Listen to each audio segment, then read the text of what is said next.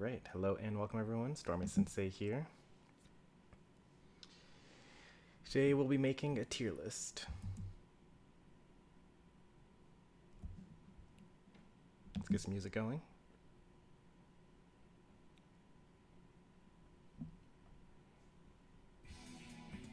There we go.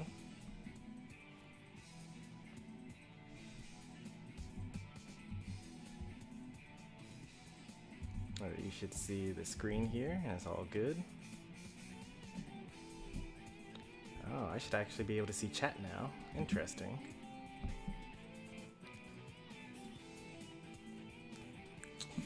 So hello there to Skillies and to Litopia, Puffy Kong, Happy New Year's, and Chomper.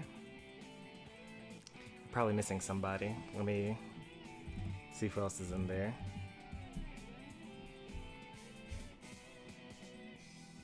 And the next best. Welcome everyone. Alright. So, I made a couple of Smash Ultimate tier lists on this channel before, but the last real tier list that I made was back when for the 500 sub special. And that was for version 5.0. So that was a really long time ago. All the other tier lists I've made since then haven't been like for real tier lists. When people talk about a tier list, they usually mean tournament viability. And so that's what today's tier list is actually going to be.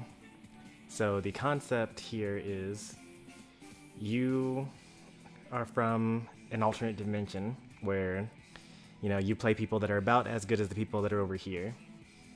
And then you get transported into this universe and you solo main one character, and you're entering this tournament where everyone else in the world that enters tournaments is in attendance. How likely are you to win that tournament? And so what's pretty important here is that in the tournament setting, it's best of 3. So, you know, when people say things like, oh, you know, Little Mac is fine, like he's got smash attacks, he can win a game. Like I once saw this one person run an arena with Little Mac, right? But, you know, this is a tournament setting, which means that you're playing best of 3, which means that if the person loses, they can just swap characters. It means that you're going to be playing people that are probably better than you. You know, so you actually need to have your character be carrying you more than you carrying your character. So, you know, those are some notes on things like that. I actually wrote up kind of the tier list criteria here. Let me go ahead and show that on screen. So this is the conceit here. Couple of other things to note is that in a real tournament setting, so in some of my previous tier lists, I've talked about everyone playing perfectly and knowing the matchups and whatnot. This one, I'm going to throw that out the window. If you play a character that no one plays against and you have some weird like matchup interactions, then you get bonus points here. A couple of other things is you're going to get counterpicked. So a good example, the best example of this actually, is Ness in Super Smash Bros. For the Wii U, Smash 4. Ness was a pretty good character in that game, very, very good. But there was this character Rosalina that basically nullified that character, and Rosalina was easy enough for anyone to just pick up, and Rosalina was one of the best characters in the game. So Ness couldn't be top tier because at any point in time someone could just swap to this character and get free wins against you. So like no matter if you beat every other character in the game, losing hard to a character that's easy enough for everyone to pick up, especially at the top level, means that, you know, it's very difficult for you to be a top tier character. You can be a high tier character, but you can't be a top tier character, you know? And then lastly,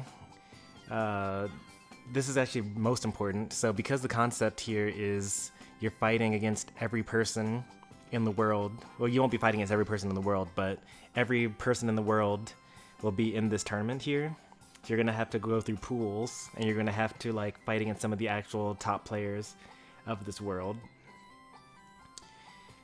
So what I have every day on my YouTube is I subscribe to a bunch of tournament channels.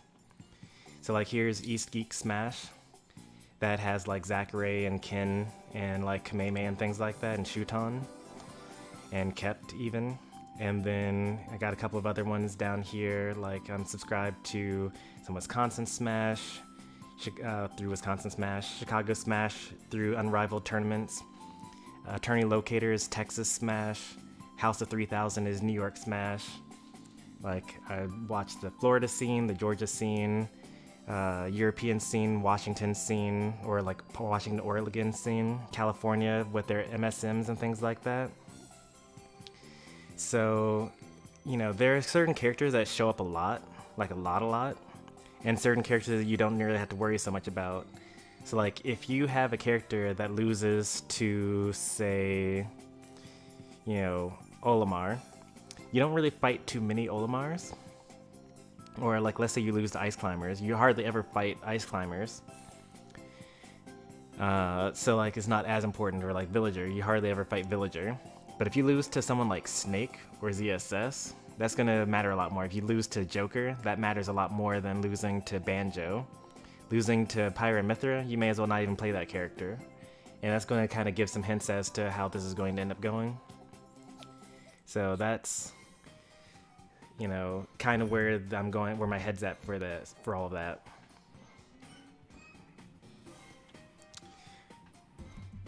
Alright, so the first thing I need to do is I need to add a tier for the common characters you actually have to watch out for. Like, losing to these characters is really, really bad. So these are going to be...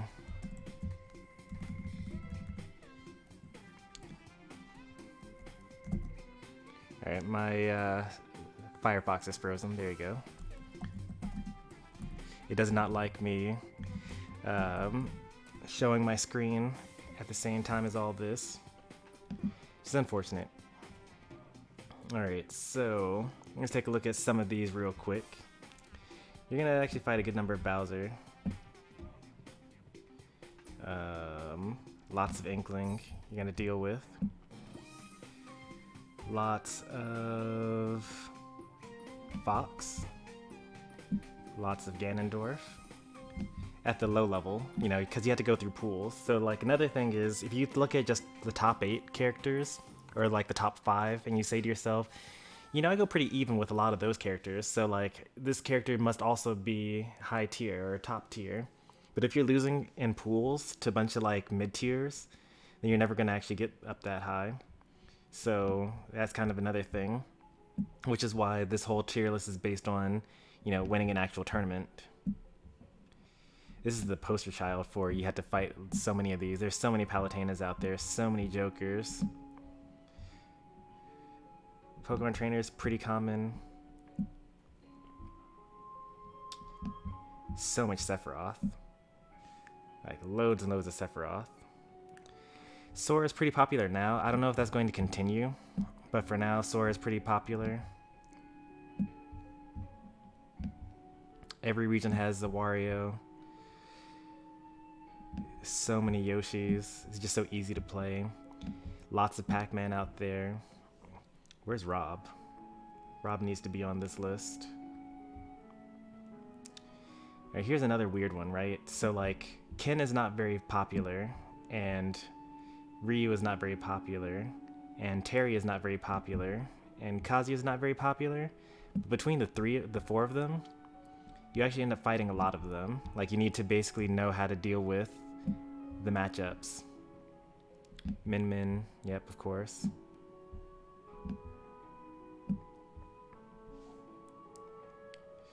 I need to have Kazuya in here as well with the other fighting game characters. Rob, yep, There they are. Yeah, who am I missing? Ryu. That should be next to the Rob there.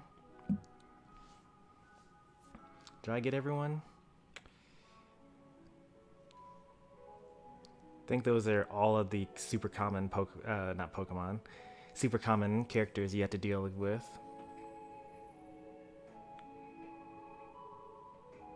Did I put Inkling? I already put Inkling. Alright.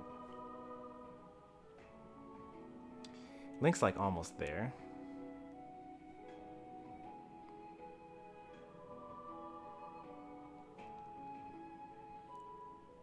Alright. Yeah, so those are like some of the most common characters you have to deal with just in a tournament setting. So you want to basically do fine against most of these because you don't want to run into like a random person and lose to them.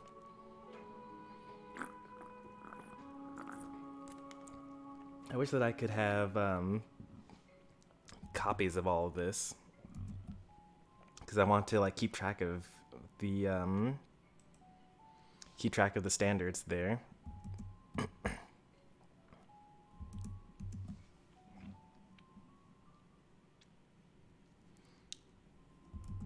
I would die to Pikachu. Pikachu is actually not very common. You'd be surprised. Like, Pikachu is very top heavy. There are a lot of really good players that use Pikachu. But, well, I guess I shouldn't say that. There are, the players that play Pikachu are really good. There are not that many of them. Now, granted, you know, to win this tournament, you're probably going to have to go through someone like Esam or something like that. Shiny Mark. Captain L, although they also use Pichu. Rydia.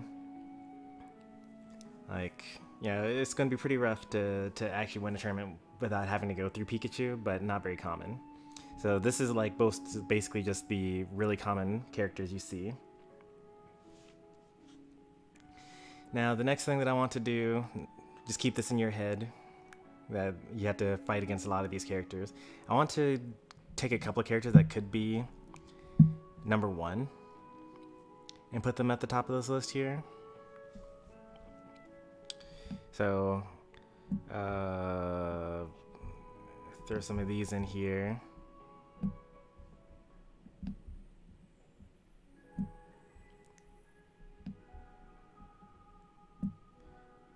Well, maybe not number 1, but like up there.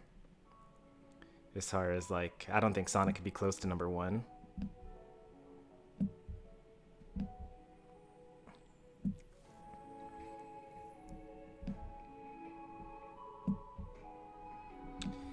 So there's kind of a reason why you see like so many of these characters just being pulled down immediately from this is a very common character into these are really good characters that could all be amazing.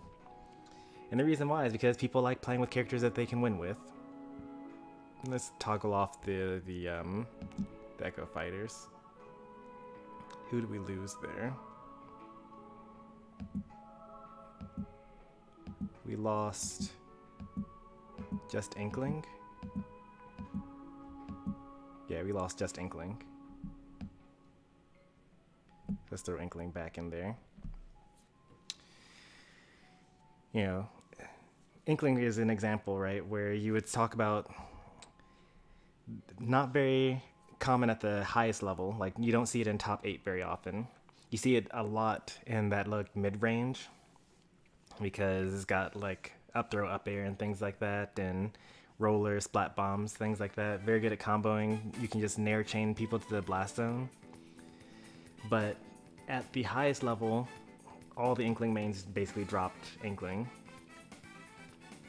And they dropped them for Pyramithra. So these are going to be the characters you're going to have to go through in the top 8. These are going to be the characters that are not going to be in top 8, but you're going to have to fight a lot of them. So let's just go ahead and rotate these, maybe.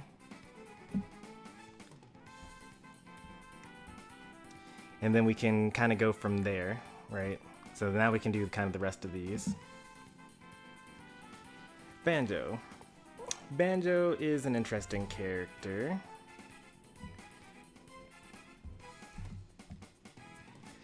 Eggs are good. Grenade is good. Very campy and very heavy and has lots of jumps. Wonder Wing is nice because you're forced to respect it.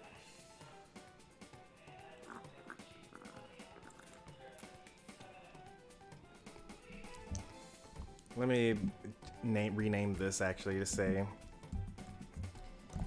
likely in top 8 bracket.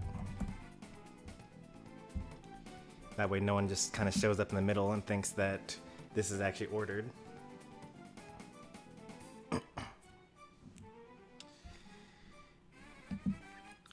I honestly don't think the Banjo stands a chance here. Like, if you look at this lineup, like, imagine a Banjo having to beat all of these characters. Like, it's going to lose to Pikachu, it's going to lose to Wolf, it's going to lose to Palutena, it's going to lose to Joker, it's going to lose hard to Rob, Min Min, and Pac-Man. Like, it's a good character if you think about, like, Banjo compared to most of these characters. But compared to, like, these characters, it's kind of really rough for him. For now, I'm going to put Banjo kind of low, but that could change. Bayonetta is kind of terrible. Like, somehow just Smash Ultimate doesn't really suit her well. Like, the fact that you can't cross up shields with Heel Slide. Like, she only has, like, 2 ways to approach. She's just got to do Afterburner Kick. Or that's really it. That's her approach option. So you can kind of just keep her away with your swords or your projectiles. Which really all these characters have really good ones. You don't really have to worry so much about edge guarding her, although some characters like Min Min and Diddy Kong are really good at edge guarding Bayonetta. Or like characters with a counter, especially these new counters, like Sora's counter. Bayonetta can't even recover. Like, she just gets stunned and then gets thrown back off stage. It's really rough for her. Like, I almost feel bad. Let's put her low down as well for now. Bowser Jr. Bowser Jr. actually has some pretty good tricks. Like, there are a couple of moves that send you into low tumble, like weak forward air, and then if they miss their tech, you can do the side B and then peel out, and it goes for like really early kills. Also, up air chains are pretty good. He's like a fairly decent character. I think that they definitely lose to like all of these characters though. Like, I can't think of Bowser Jr. beating any of these besides Ganondorf, really. Maybe Ness, because Ness can't really land.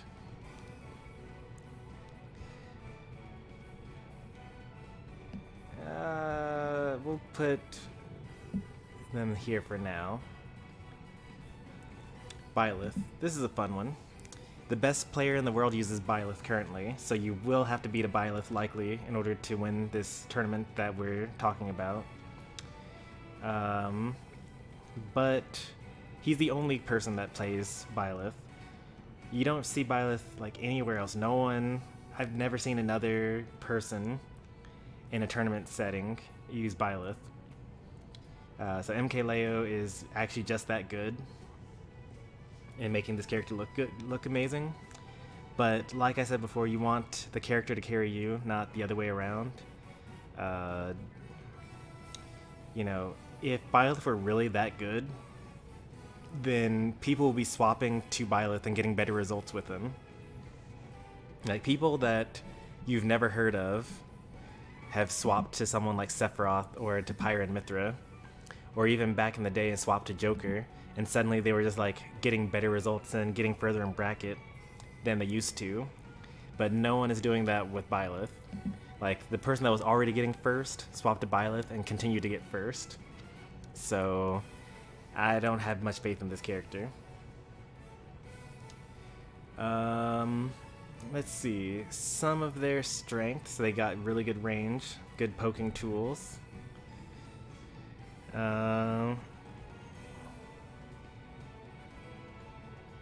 That's really it. I mean, the threat of shield break, I guess. That's another one. Side B is pretty nice. The recovery goes really low, but you know, a lot of these characters also have pretty low recoveries as well. While this is pretty good, but probably not even, like, at best high tier. Captain Falcon, no range, no projectile, he's just speed. So if you are amazing, like Fatality, you can pull off some pretty nutty wins. Fatality actually recently beat ESAM in bracket at CEO, I believe. But, like, you know, you had to play really, really well for that. And then that's just like Pikachu. How's he gonna deal with like all the other characters? I mean, obviously I know how he does it because I watched his run, but for the typical player, you know, solo maining Captain Falcon and going through all of these characters. Actually, Falcon doesn't seem to do too badly. Like, he loses most of these, but like not by a lot. I don't know how he's gonna deal with Min Min. Like, I don't see how he's gonna deal with like Fox and Inkling. The up B buffs really helped him a lot, because you no longer get to just edgeguard him for free. You can, like, you used to be able to just like go down there, have him up B you, you tech, and then you just forward air him back into the blast zone and then he's dead, you know? But now you actually have to kind of respect it. He's pretty good.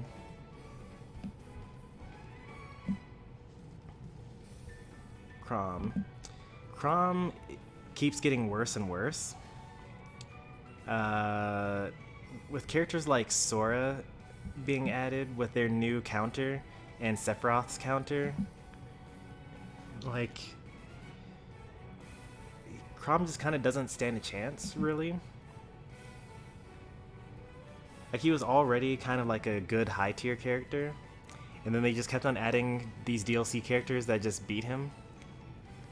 Like, Pyra can just like throw her side B, or just like go for the spike on the counter. The only thing he really has going for him is his great advantage state, but all of these top tier characters have ways of getting out of disadvantage. I'll still put him up high for now. By the way, these characters starting here are like bad. Like, A tier is not actually good. If you're not like in the top tier, you know, if you're not going to be winning the tournament, then that's what constitutes a bad character. And, like, you know, a character that's at the top of A tier might be better than 60 characters in the game, right? But if you're worse than 20 characters in the game, then, you know, that's pretty bad. Cloud. We got Spargo as the Cloud character, but they dropped Cloud for Pyra and Mithra, and they're getting the same results, I guess. They were already winning before with Cloud, and now they're just winning more with Pyra and Mithra. He's got some cool stuff, I guess, but I don't see why you would use Cloud ever when you have these top characters, especially Pyra and Mithra. I just don't see it. His recovery is exploitable. You know, his back air can be parried and punished.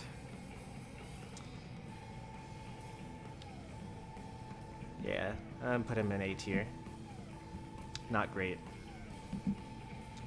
Somehow female Corrin is the non-Echo fighter. Alright. So Corrin, the one person that played Corrin in Smash 4 dropped Corrin for Inkling in Ultimate, and then dropped Inkling for Corrin in Ultimate, and then dropped Corrin again for Pyra and Mithra. That's Cosmos. Corrin doesn't really have much going for her. She got like pin mix-ups, some range.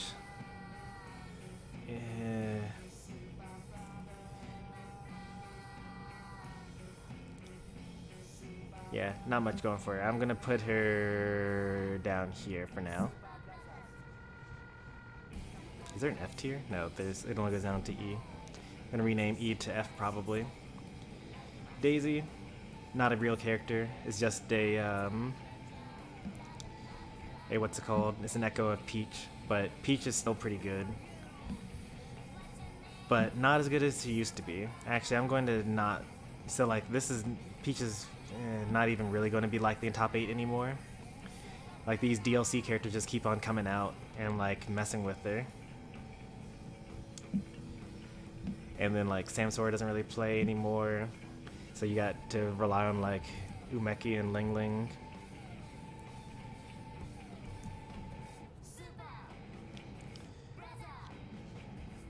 So I've put myself into a corner here. Like I don't have an actual tier because these characters are obviously worse than these, and like this isn't a real tier yet. I'm going to remove the characters from this tier and put them into other tiers, and they're better than these characters. So I need to make a new tier list here, or a new tier.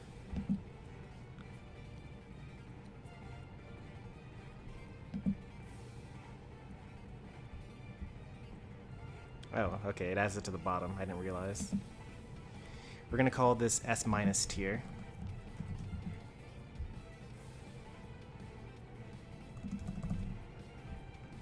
Because these are like, they're good, but like, you shouldn't use them. Especially because they're so difficult. So you guys know why Peach is good. Like, you got float cancels, so you actually have less landing lag than most characters. So you got really plus on shield, not plus on shield, but you have safe aerials, you got like back air chains, you got down tilt into the nared combos. You can take any character from like, 0 to 80 and then throw them off stage and then edge guard them with your Toad. If they have a hitbox on their recovery, and if they don't, you can hit them with down air into fair.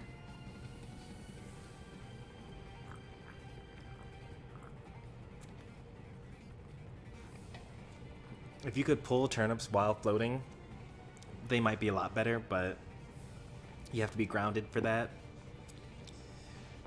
They're just like really solid characters. Dark Pit. No one really uses this character.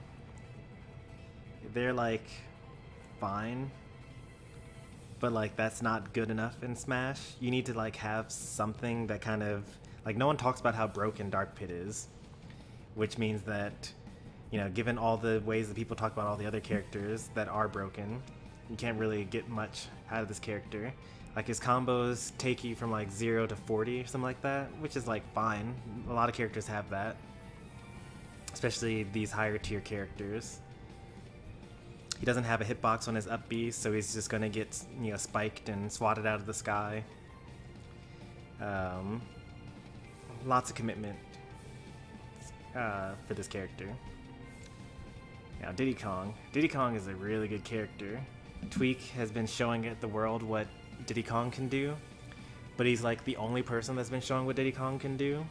Well, that's not true. Since Tweak started playing Diddy Kong, we've been seeing a lot more Diddy Kong players in top 8s and whatnot. So Diddy Kong is kind of rising up, but I don't think that Diddy Kong has gotten to that level yet. Tweak is obviously kind of the reason why Diddy Kong is so good, but for just a person that wants to win a tournament and like get through all the brackets and whatnot and like not have to deal with stuff, I'm gonna put Diddy Kong in S- tier. There are easier ways for you to win tournaments. Donkey Kong, recently buffed. Not sure if it really helped though. Now, Donkey Kong, I don't think wins against Mithra, although Donkey Kong probably does win against Pyra. Loses probably pretty hard to Pikachu, loses to Sephiroth, definitely loses to Sonic, definitely loses to Wolf, definitely loses to Palu, definitely loses to Joker, definitely loses to Min Min, definitely loses to Rob, definitely loses to Pac-Man, and doesn't even really do too well against like most of these characters. Doesn't really do well against most of these characters either. You know, Byleth, that's supposed to be like a 90-10 matchup, something like that. Like, the further you go down the list, the more you see, like, I don't really see Donkey Kong doing much here.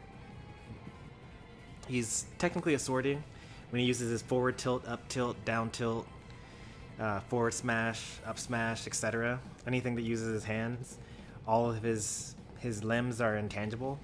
So he's like actually using a sword basically. And he's pretty fast. He's got super armor on some moves as well. But if you play keep away with him, he doesn't really have any sort of option to kind of deal with that, except hope you make a mistake or hope that you get predictable with the way you're playing keep away. I gotta put him at the lowest tier we've got so far. I don't know if we'll make a lower tier than this.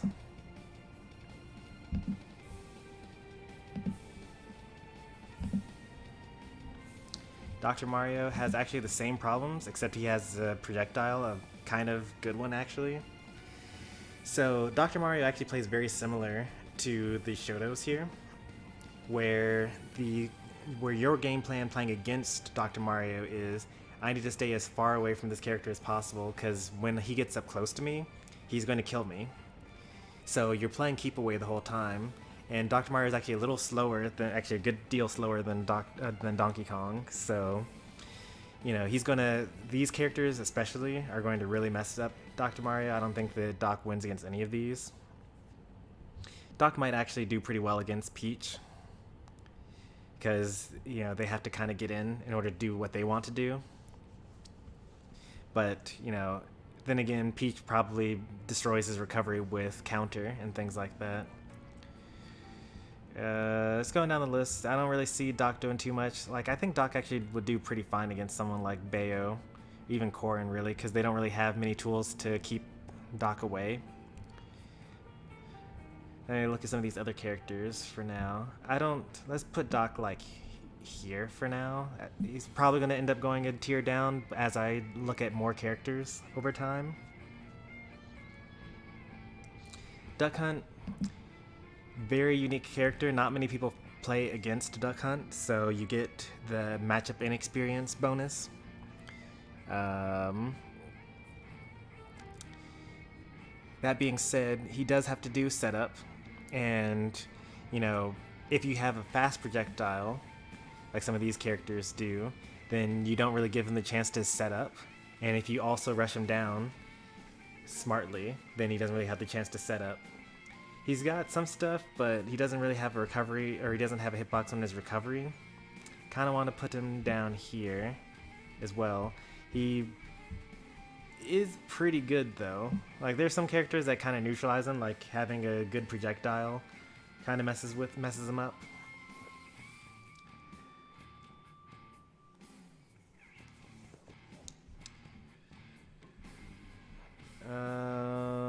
Alright, Falco.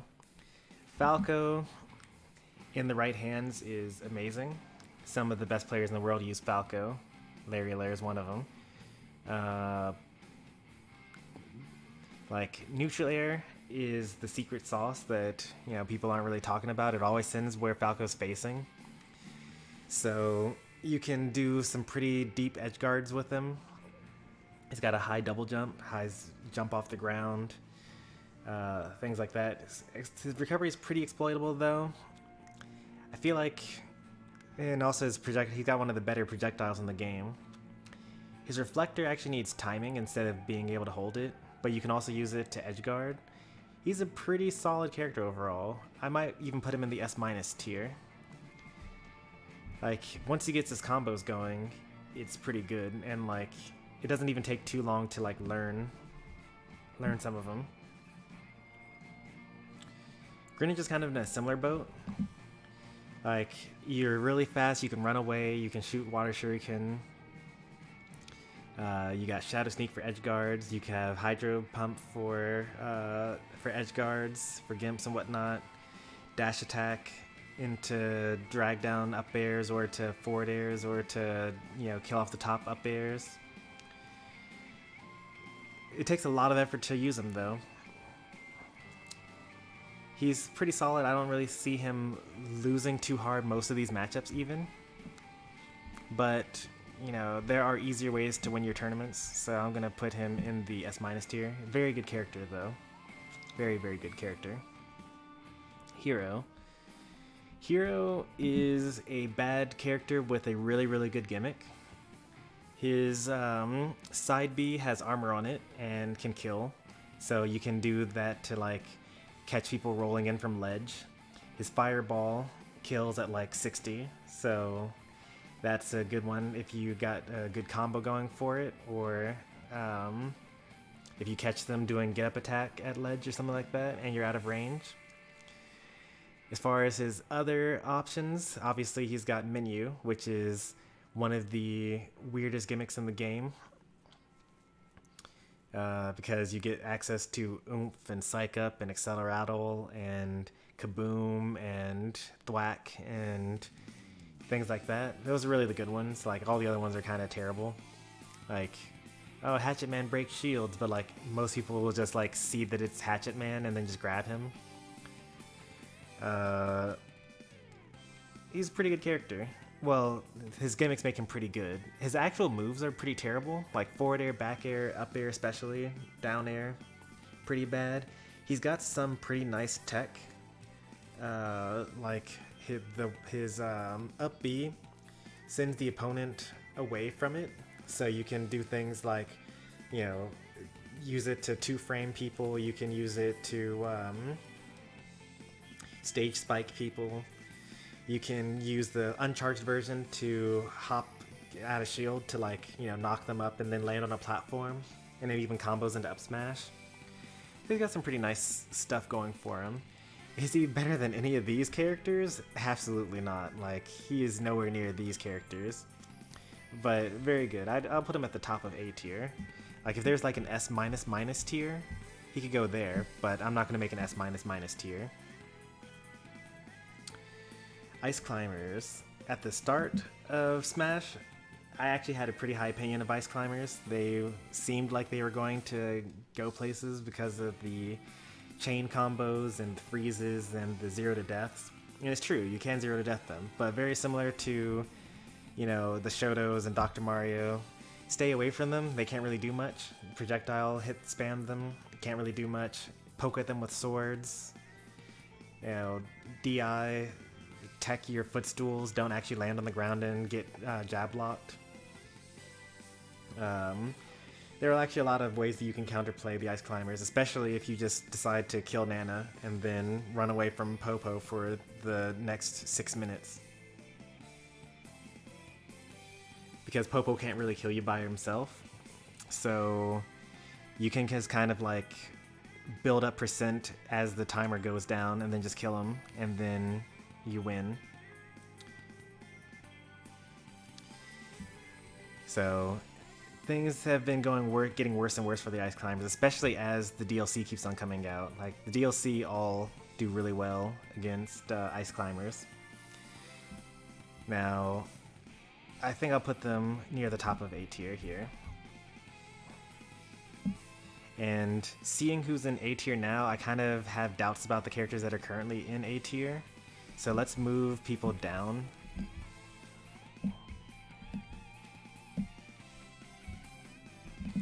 Because, like, these characters are definitely better than Captain Falcon and Byleth and Chrom and whatnot. Alright, moving on. Ike. Ike has the same problem as Chrom with his recovery. He has gotten a couple of buffs, and when it comes to edgeguarding, Ike is actually pretty good now, because he's got super armor in his up B. So you can actually go down yourself and then up B backwards onto the stage, and it actually kills. So that's pretty good. He's definitely a noob killer though, because like people that don't know how to anti-air lose really, really hard to Ike.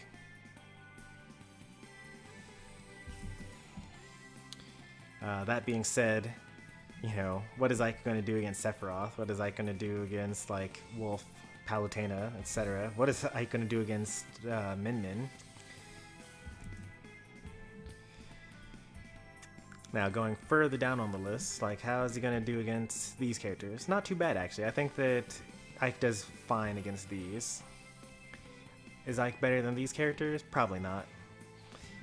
Ike can be probably B tier. He does fine. Like, he's okay. Which means that he's terrible, but, like, you know what I mean. Incineroar. I have less faith in this character than most people. I think that Incineroar is one of the worst characters in the game. It's very easy to play around Revenge. It's very easy to grab him and throw him off stage. It's very easy to edge guard him. So then what he's left with is a very slow movement speed and really good normals. He actually has a really, really good neutral air, a really, really, really, really good up air, and a fine back air, and a pretty good forward air as well. His forward tilt kills for some reason and comes out pretty quickly, but doesn't have much range. So, you know, play keep away. Don't actually spam projectiles because, well, you know, if you're up a stock, then spam projectiles, because if he uses Revenge, he still takes damage. And then you just, like, keep the percent lead the whole time. Watch out for jank, like down throw, up B at the ledge, and you're good to go. Incineroar really can't do much in the meta here. Let's throw him down at the bottom here. Or, like, the bottom. I don't know who's worse between the two of these. I'll just come to that later. Isabelle. I personally like Isabelle's playstyle. I think that Isabelle is not that great because you can just shield. Like, Isabelle, when you're ahead of stock, is, you know, pretty painful to play against. But especially with these characters, you don't really have to worry too much about it because you can just side B through the gyroid plant, or like down tilt it and whatnot. You can just quick attack into her, you know, shadow flare, or use your sword, you know, run away the whole time. Blaster's really effective here. Explosive Flame is really, really effective here, and the Min Min probably destroys Isabelle, honestly. Rob destroys Isabelle. Pac-Man probably does pretty fine, but, like, Isabelle steals the bonus fruit, and then Pac-Man can't do anything. It's actually a pretty, and also the same with Diddy Kong's banana. You can just pocket it, and then they don't get it anymore. So Isabelle actually has some really good matchups against some really good characters, but then she loses to a lot of the other really good characters. And Isabelle also does pretty well against a lot of these characters. That being said, you know, if you just shield, Isabelle can't really do much to you, because she's more of like a trapping and like camping character, and that only works when you're already winning. And if you're not already winning, Isabelle doesn't really have much to be able to actually get in and actually start winning. So I'll put her at the bottom of A for now. Terrible character, just like the rest of these characters. Jigglypuff, good airspeed. No, not many people play as Puff, so you get the matchup experience, an experience bonus for that. Pound, break, shield, so like you kind of just jump around, stay out of their threat range with your good air mobility and drift, and then when the moment's right, you either hit them with a super latent air and drift through them, or you pound and break their shield. You got the platforms to do like tech traps with sings and rests and things like that. Pretty good offensively, but against a character that has higher mobility, like, you know, against like Yoshi's, or against Inklings or Foxes or Sephiroths, Mithras, Sonics, even like a good projectile game and anti-airs like Min Min and Rob and, you know, Sora. Like, you kind of struggle a lot. You don't really do too well because people just outrange you and you die really early. Not that great. I'll put her a C tier for now. Actually, let me think. Yeah, I could put her a C tier. I think that she does pretty well. Better than the characters that are below her. We'll see how it shakes out as the rest of the tier list goes out. I think that Jigglypuff will eventually drop down. King Dedede. My personal main. Very rare to see. Very, very rare to see. You get the matchup and experience bonus. Gordos are terrible, of course. You get multiple jumps. You have super armor on Jet Hammer on the ground. You have super armor on your up B, so you have one of the best recoveries in the game. These characters mostly, for the most part, destroy Dedede. I think that it's probably even against Pyra and Mythra. And it might be even against Sonic, maybe. But everyone else here is really rough. Dedede actually does pretty well against Peach, actually. And that's really about it. Dedede does really poorly against Inkling, does fine against Bowser, does fine against Fox, fine against Falco, does fine against Ganondorf, wins against Ness, fine against a lot of these characters. He's just kind of does fine. Forward tilt is one of his best poking tools, but it's like minus 27 on shield, so like, you know, you're not winning if you're solo maining Dedede. He does beat these characters pretty well and beats all of these characters and does pretty well against these. Yeah, pretty terrible overall. I'll put him in A tier. I'll sort these in order after I've gone through everyone. K. Rool at one point was the worst character in the game. But he keeps on getting buffed. First he got nerfed. After he was already the worst character in the game, he got nerfed and he was even worse. But he keeps on getting buffed and he's like doing pretty solid for himself now. Belly armor is pretty good. You can use neutral air to basically destroy anyone's recovery off stage as long as they don't have super armor like Dedede or Chrom or Ike. But like characters like, you know, Roy and Peach and, you know, Sephiroth and you know, actually he does pretty well against some of these characters. Like he does well against like, okay, I was actually specifically thinking about Pyra, Mythra and Sephiroth and like Peach, but everyone else he kind of loses hard too, I guess. And he doesn't do too well against some of these common threats either. The issue is that his up B has hitbox on the top but not on the sides. So you can get underneath him and hit him into the stage, or you can hit him out of the stage if you like have a good enough aerial drift. Like as Puff, I like to kind of just like hug the wall and then back air him further out onto the blast zone until he's dead. So like there are a lot of like, you know, low tier or like mid tier characters that kind of beat him easily. And then, you know, he wins against, he doesn't win, but he does fine against some of the top tier characters, but I don't think that King K. Rool is going to get that far. He's not going to get far enough to have those kind of even matchups with the high level characters. He's going to end up losing to like a lot of these in pools and in top 128 and things like that. Not that great, honestly. Where am I putting him? This feels right. Does this feel right?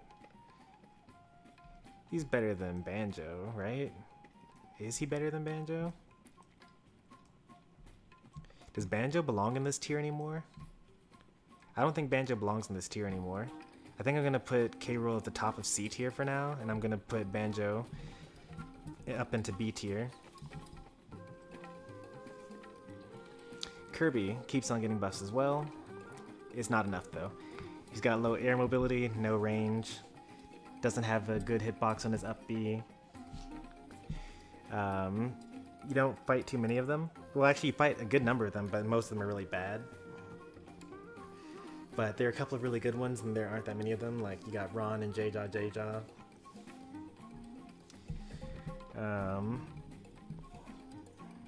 Yeah, he's got little stubby feet. He's got good ground mobility, and his smash attacks are good. He's got really great combo game. I don't see what Kirby would really do against someone like Min Min or Sephiroth, because you can just counter his up B. And you can just kind of bully him, or you can run away. The main issue with Kirby is that at any point in time you can decide to run away, and Kirby can't really catch you, especially if you're above him. And he doesn't really, like, characters like Yoshi, he does lose really bad to DDD, but you don't really see too many of those, so it doesn't really matter. But like Inkling and Sora and Yoshi kind of destroy him. And then like even like, you know, otherwise bad characters like Bowser, Ganondorf, things like that, he's so light that it's very easy for him to lose even though he should be winning. Like, it's very easy for you to lose as Kirby even though you're the better player, because Kirby's just so light that like you comboed them and then they're at high percent and then they have rage and then they kill you. And he's got low air drift, so like you can't really do much there. Pretty bad character. Let's put him down here for now. Link. Surprisingly rare. Very surprisingly that this is a rare character to find in bracket. The links that you do find are going to be very good. So you get the matchup and experience bonus for that. Remote bomb is pretty tricky. His sword attacks kill, like forward tilt, up B out of shield, you know, reverse up B towards the blast zone. Lots of tricks. Arrow snipes. Pretty good character overall. Some characters kind of invalidate him. Actually, wait, how many characters do invalidate him? He's actually a pretty good character now that I'm thinking about it. Like, I think the space animals do pretty well against him. And Diddy Kong can kind of smother him as well. I think that Greninja does really well against him as well. Palu could be fine. Yoshi armors through stuff and has safe aerials and whatnot. Game & Watch has his bucket. Spoiler alert, Game & Watch is really good. Mario is really good, but the other sword characters as well. It really kind of depends on how the opponent is against Remote Bomb and like whether they're able to catch projectiles that are thrown at them in the air. And like how good are they at covering bomb recoveries. I think that I really have no choice but to put Link in S- tier. Like, I think that he's really, really good. The more I think about it, the better he seems. We'll see how the rest of the list shakes out, though. Maybe he'll end up at the top of A tier. Little Mac. You guys know my opinion on Little Mac. Bottom one, easily. Despite all the buffs, despite the new method of discovering that, oh, Little Mac actually can recover. Like, the thing about Little Mac's peanut recovery is that you have to do very specific input. Like, you have to side B and then jump up, down air, up B. So once the opponents know, oh, Little Mac can make it back from that, and that's the inputs to make them do that, and then all you gotta do is just go out there and then catch him in his double jump, and then, you know, then it's a 50-50, like, okay, well, is he going to counter and do slip counter against me, or is he going to get hit? And so if he counters and you don't hit him, then he dies, and if he doesn't counter and you hit him, then he dies. So it's like, you know, you throw him off stage, basically. I know that that's the meme. You throw him off stage and then he dies, but, you know, really, you can't hope to win against every single player in the world in like a tournament that no one has ever seen before, with all the counter picking, all the whatnot, and then expect to win with Little Mac. There's no chance whatsoever of you doing that. Maybe if his up B could snap to ledge, but it doesn't even do that. Like Terry, his doesn't snap to ledge, so the new character counters like Sephiroth and Sora literally destroy him. Like, you just can let him recover, and then you just counter at the ledge, and then he dies every time. No hope whatsoever.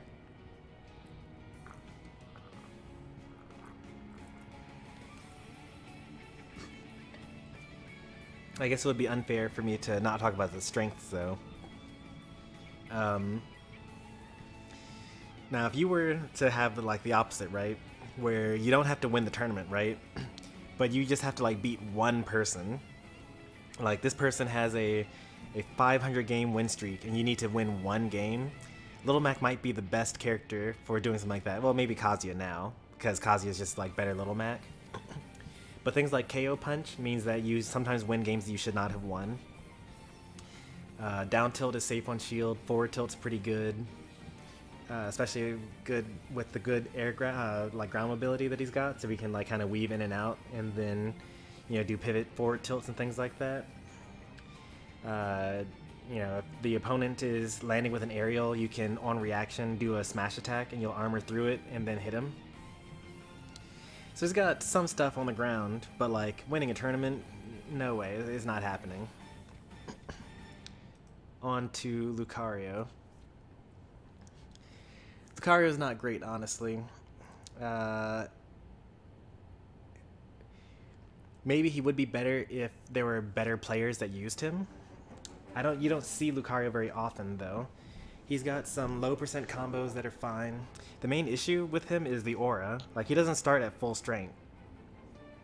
Like when Lucario, like when you start the match, 3 stocks, 0% each. Lucario is like at 60% strength at that point. So your attacks are doing less damage, they have less range, they have less knockback. And in a game where like Rob exists, right? And like he can just gyroid combo you forever and then kill you. You need to like have some startup, right? I don't think that Lucario wins against like any of these characters whatsoever, because all these characters can kind of just take a stock and then camp and win. He does have the aura comeback mechanic, so if you fight Lucario, then, it's pretty good. But if you choose not to fight Lucario, and you got a Reflector, or you got like a Game & Watch, where his only scary option is like side B and neutral B if you're running away, then, he's got no hope. One of the worst characters in the game. Is he as bad as these, though?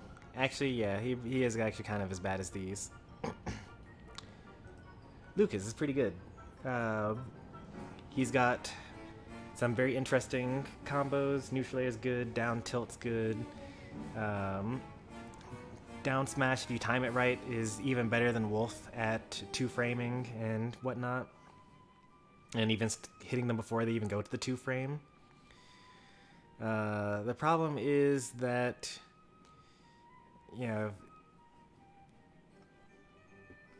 once you go against like fast reflector characters like the Space Animals, Fox, Wolf, Palutena, Joker, like even Min outranges PK Fire. Like it's really rough for Lucas to like, if you can't win again with projectiles, and like things like PK Freeze, that's like a noob stomper, right? But once you get to the point where you're like, oh, they use PK Freeze, cool, I get to run up and combo him for free now. He doesn't really have a good chance there. Got a good combo game. It's got some nice jank. His up B is probably one of the best gimping tools in the game because you get to control it. So like, yeah, it's pretty rough. And he's safe. He's like on stage controlling it from afar. So like, he's got one of the safest edge guards out there.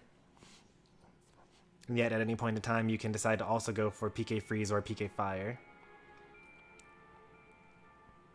Terrible character. I'll put him at B tier. Lucina, the most boring good character there is. Lucina just has good frame data, good range, good speed, a counter for those recoveries that have a hitbox. She just does really well. She's a really good character. Nothing in particular very special about it, though. I think that she does fine against most of these characters. But only fine. Like, she doesn't win any of these particularly well, and she doesn't lose any of them particularly well. I think I'll put her in S- tier. At some point I need to actually rank these characters as well. But I still need them here. Luigi is okay. Like, he's got the grab stuff. At the top level, people are going to SDI out of it. But then at the top level for Luigi, you can read their SDI and then do a different combo instead. So,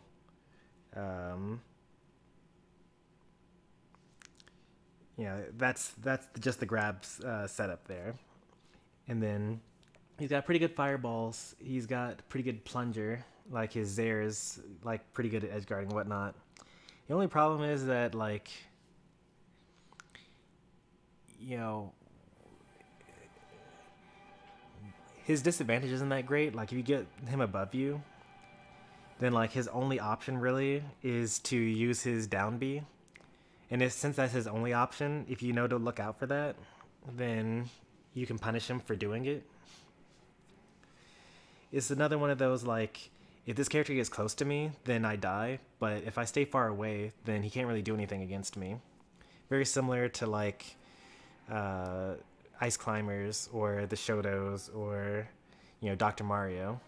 But he does have some pretty nice jank. You will win some games you're not supposed to with him. I'm going to put him down here in the A tier. Pretty bad.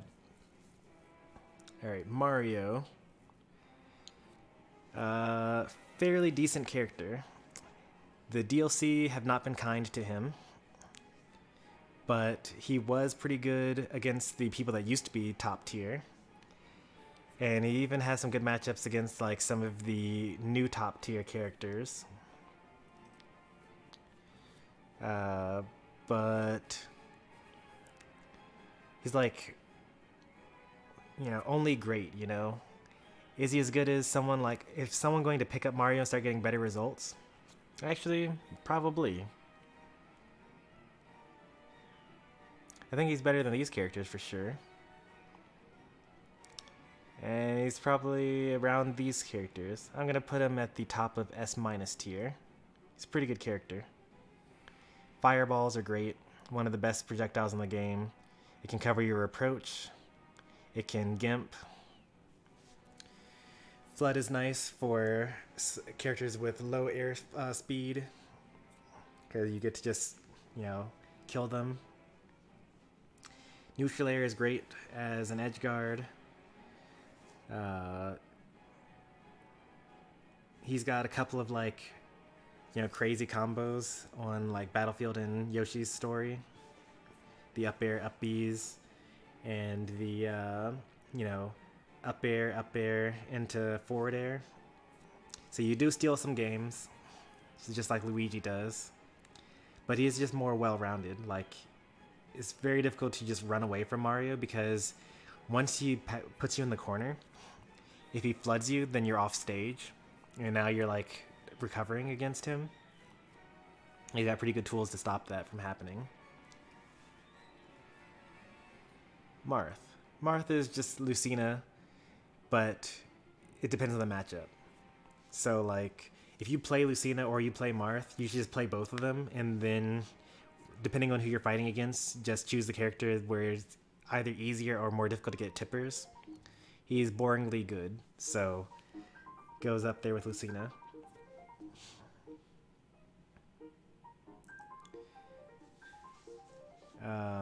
I should also say a couple of things here. He's got a couple of things that, like, kill way earlier than Lucina.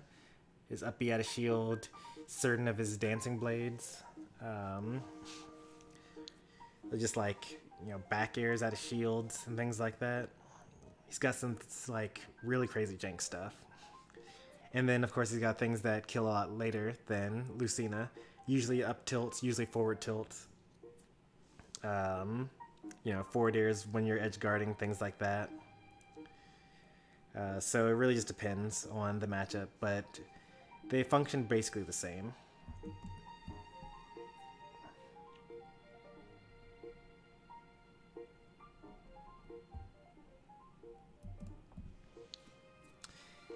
Mega Man. So, Mega Man, you don't really fight too many of them. Mega Man's pretty good, though.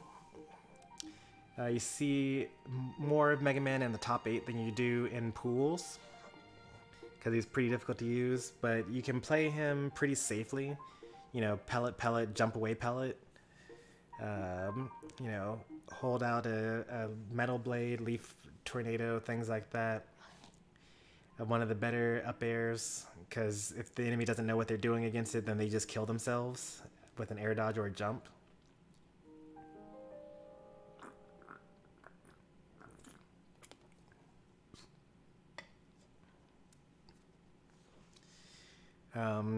Mega Man does have some problems though. If Mega Man is already losing because of like some sort of gimp or something like that, or because the opponent was just better, he doesn't really have anything to kind of start winning again.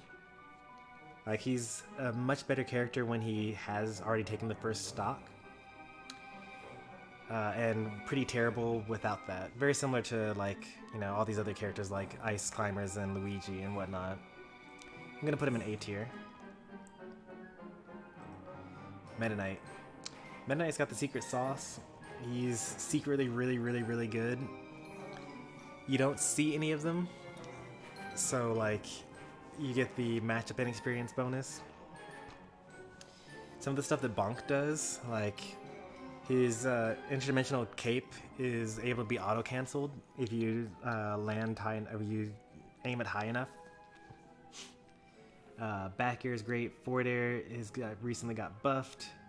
Down throw and dash attack into bridges and to ladders kill. Pretty good character. Is it worth using though? Probably not, because you can get the same amount of success with, like, you know, Min, like, or Rob. Like, it's easier to learn Rob's combos and they kill just as well and they're more consistent. And it doesn't matter as much when characters SDI or like have different weight values and things like that. And you might even do better learning just like Kazuya or Terry combos or something like that. But it is pretty well, I think. I think that against a lot of these characters, he can do fine.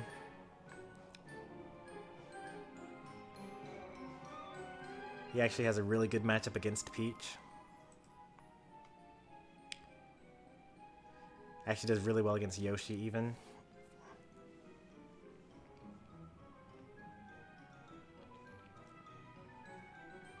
I think I gotta put him in S- tier.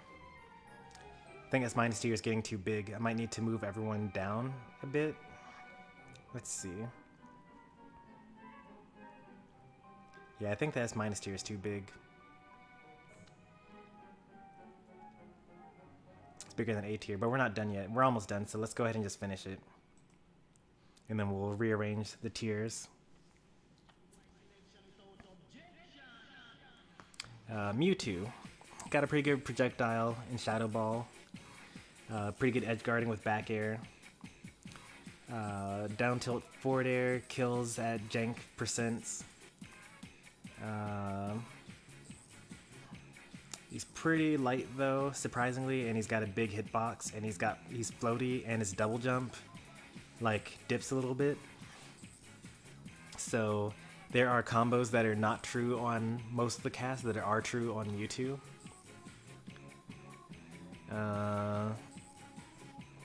Yeah, overall not that amazing. Like, just kind of okay. I'm gonna put him in B tier for now. Yeah, these low tiers are too small, I think. Alright, let's keep on going. Brawler. Brawler is surprisingly good, especially since not many people play as them, and you have different sets. And you get to have like basically a surprise stock going, or you can like even swap sets. Like, even though typically you're not swapping characters, you can swap sets if you need to. So if you want a projectile, you can have one, and if you want to do the flash punch, then you can have that instead. All of his moves are so janky, like, and they just kill for no reason. So like, you got crippling axe kick, which or you got the axe kick, which spikes really early, so you can do Crom stuff with him. You've got the up B, the Thrupper cut, which kills off the top, so you can do Mario stuff with him. He's got helicopter kick, so you can do like Young Link stuff with him. Yeah, he's just got a lot of really jank stuff. That being said, he's got only average speed and not much range, so you can't really do much against like these sword characters because all you gotta do is just like back up and forward tilt. And like Min probably destroys him, and like Robs kills everyone, so it doesn't really matter. And Pac-Man has like Hydrant. And like, yeah, he doesn't really do too well against a lot of these characters. So he's not winning the tournament, but he's still a pretty good character. And by that I mean he's a terrible character. A tier. I've actually been trying to learn some Mii Gunner myself recently, after being inspired by Captain Cedo. Not a great character, but has some surprising gimmicks in it. Grenade launcher is plus on shield, like +5, which is crazy. That means that if they hit your shield, they either have to take the explosion damage or get grabbed by you. If they decide to shield, so that means you gotta actually reflect it or knock it away. And that's kind of the main problem. Like, there are a lot of sets that if you, well, I guess here's the thing. So if you have a best of 3 set, right, and they don't know your set, so you might win the first set, and then they could say like, okay, well, I can use a reflector here, and then you have to lose that game, and then you have to swap your sets to a character or to a set that doesn't rely as much on reflectors, like Stealth Bomber, for example, and then maybe you win the third game, right?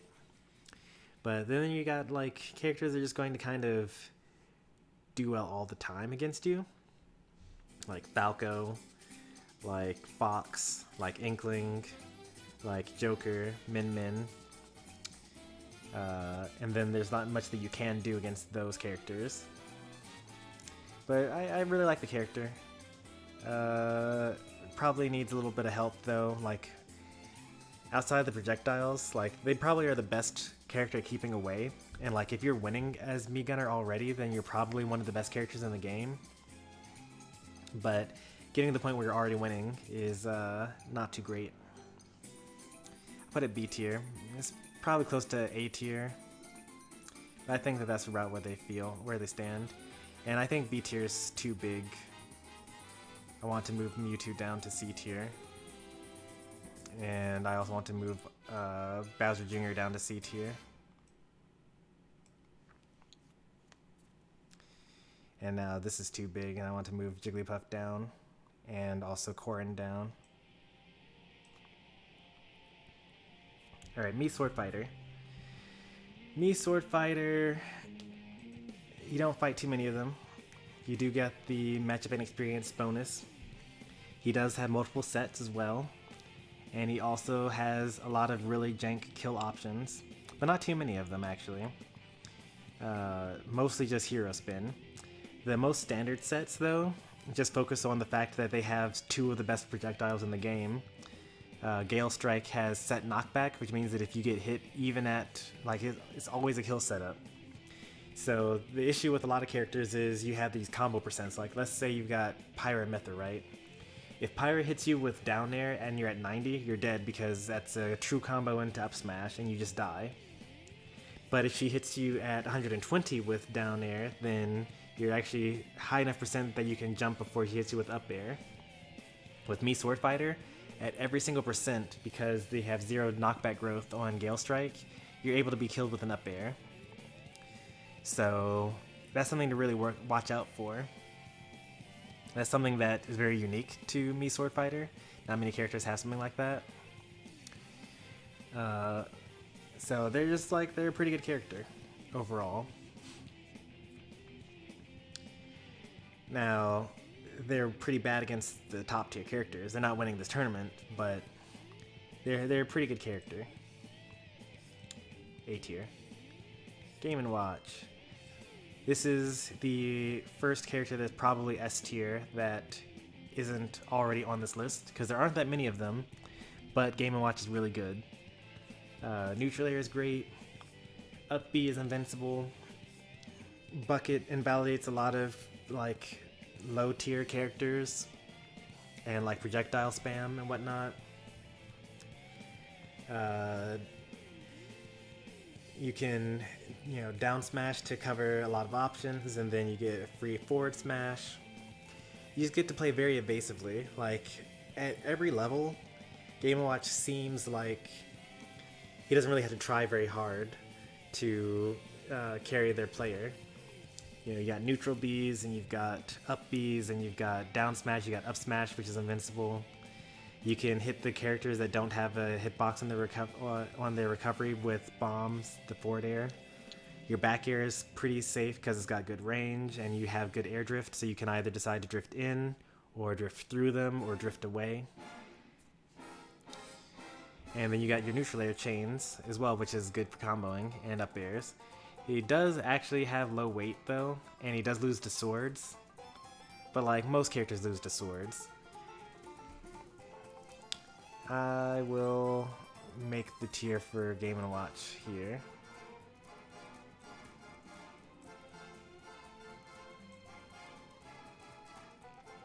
S tier character.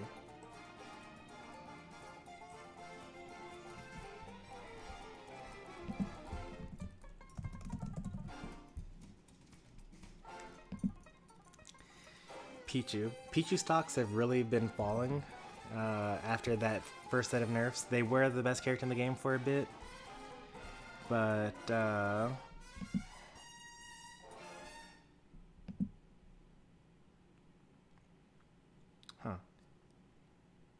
I pressed the timeout button, but instead it banned them.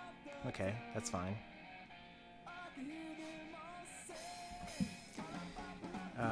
Pichu's still pretty good. It's just that, like, with the weight and the extra size and the fact that people basically learned Pichu because Pichu was the best character in the game, and now they're, like, you can still play the same counterplay, but they're now a worse character, means that they're no longer that great. Probably bottom of S-, top of A. We'll see how big the S- tier ends up getting, and we'll, like, shift things around. Olimar. Rare character to see in pools, very common to see in top 8. You got the Buzz, you got Shuton. Like, you get a lot of Olimar out there, even though you don't see it too often.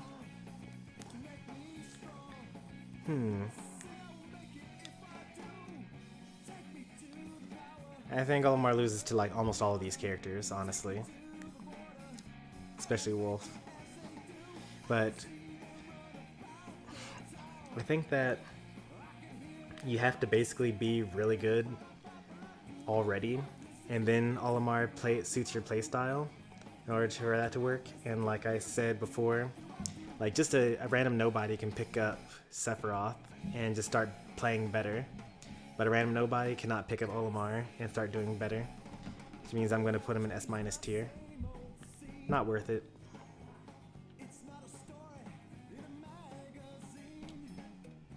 Prana Plant. I've also been learning some Prana Plant lately. I'm going to take a sip of water because I've been talking for a lot here.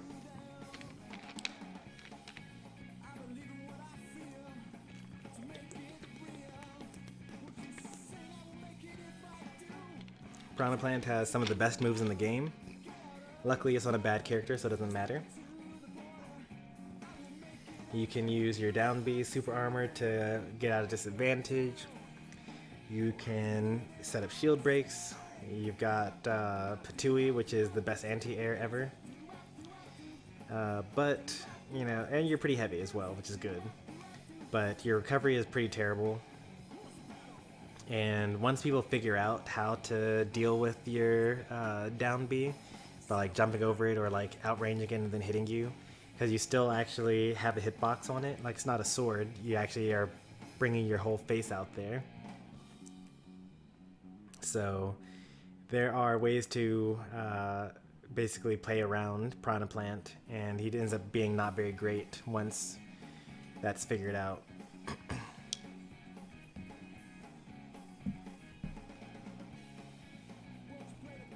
Pit has the same problem as Dark Pit, but even worse because he has less kill power. Because for whatever reason, the stage list in Smash Ultimate is very high, has very high vertical ceilings. and so you're basically just pit but can't kill as much.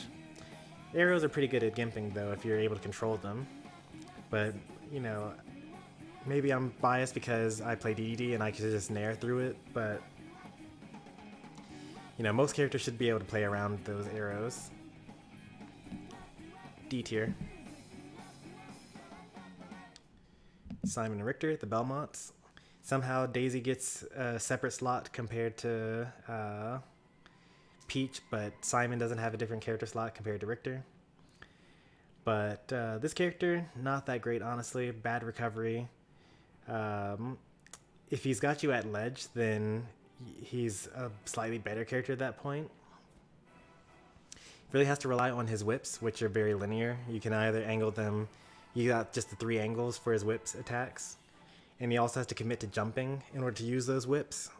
So that means that if you're at ledge, you can just jump to avoid any sort of grounded forward tilts, and you can roll to avoid any sort of, or just regular get up to avoid any sort of aerial attacks.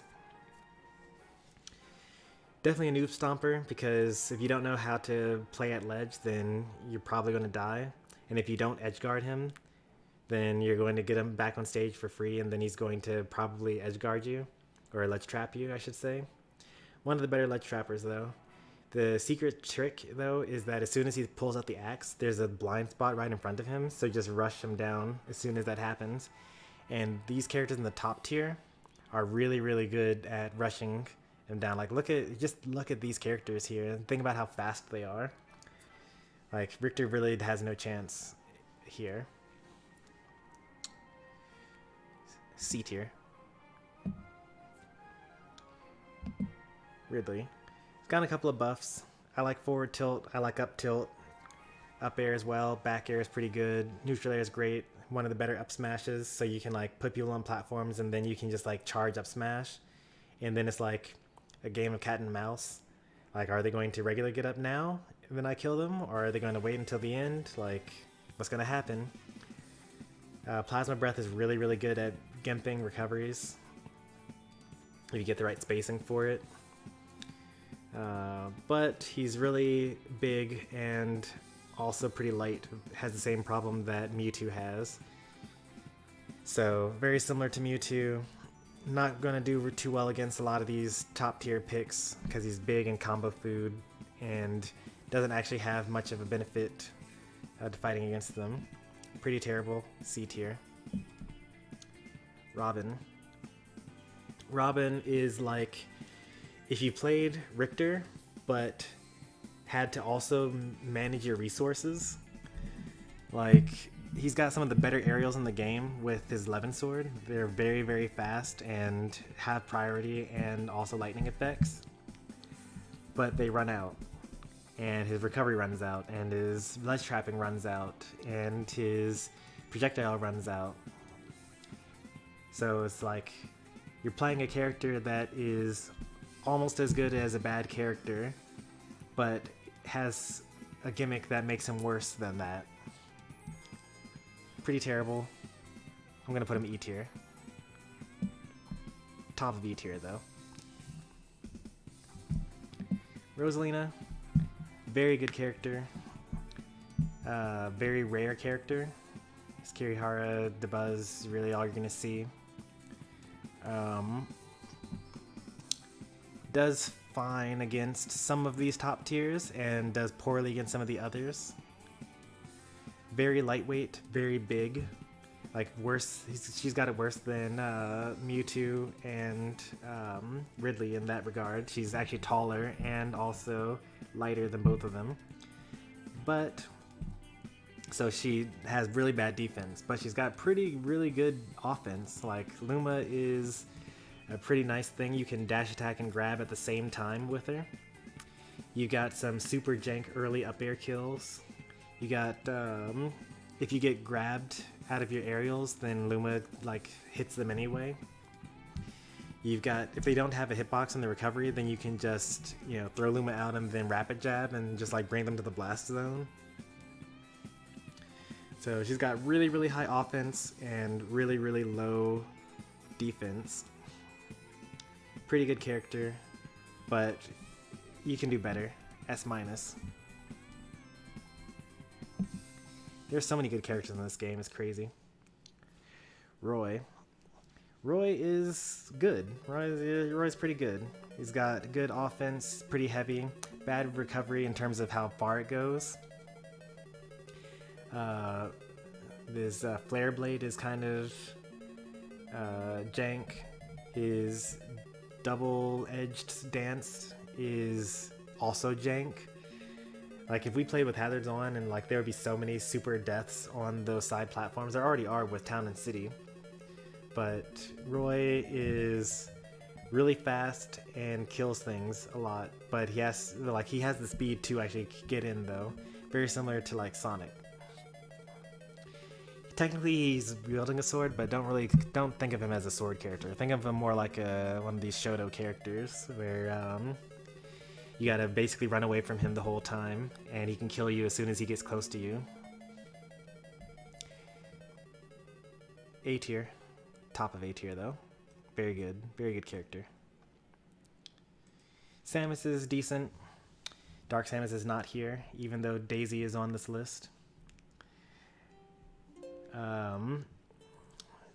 Got some pretty good moves. Up air, neutral air, back air, forward air.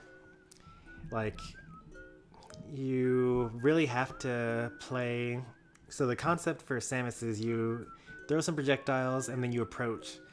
And then you basically keep in mind to yourself, like, okay, so when I, throw a missile or an uncharged beam or an uncharged shot, and then I walk up to a shield, then they jump or they stay in shield.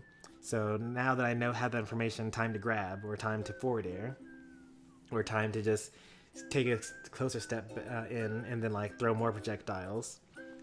So like you get the luxury of gathering a lot of information from your opponents while playing as Samus, and you've got pretty good aerial attacks in order to use that information once you have it. That being said, some of these characters don't really care. Like, Pyra literally just neutral airs and destroys all your projectiles. Sephiroth just like shadow flares them all. Wolf reflects it and then shoots you with a blaster that's transcendent, and it just goes through your projectiles. Palutena like explosive flames you and reflects your projectiles. Rob reflects your projectiles and then kills you. You're also really light, you're heavy, but you're floaty. So, you don't really win against a lot of these top tier picks. Definitely a noob stomper. Very difficult for people to deal with. Let's see, where is Samus going to go here? I'll put him down there. Either the top of C, bottom of B. Let's put it bottom of B for now. Sheik is really good at the highest level. Any lower than that, it's not really worth it. The whole Sheik can't kill thing is, as a meme, is kind of keeps on getting worse and worse because she keeps on coming up with kill confirms, raindrop up smashes, needle up smash, drag down up air into down smash. Like, Sheik actually has lots of things that kill now. Nair bouncing fish. So many kill options.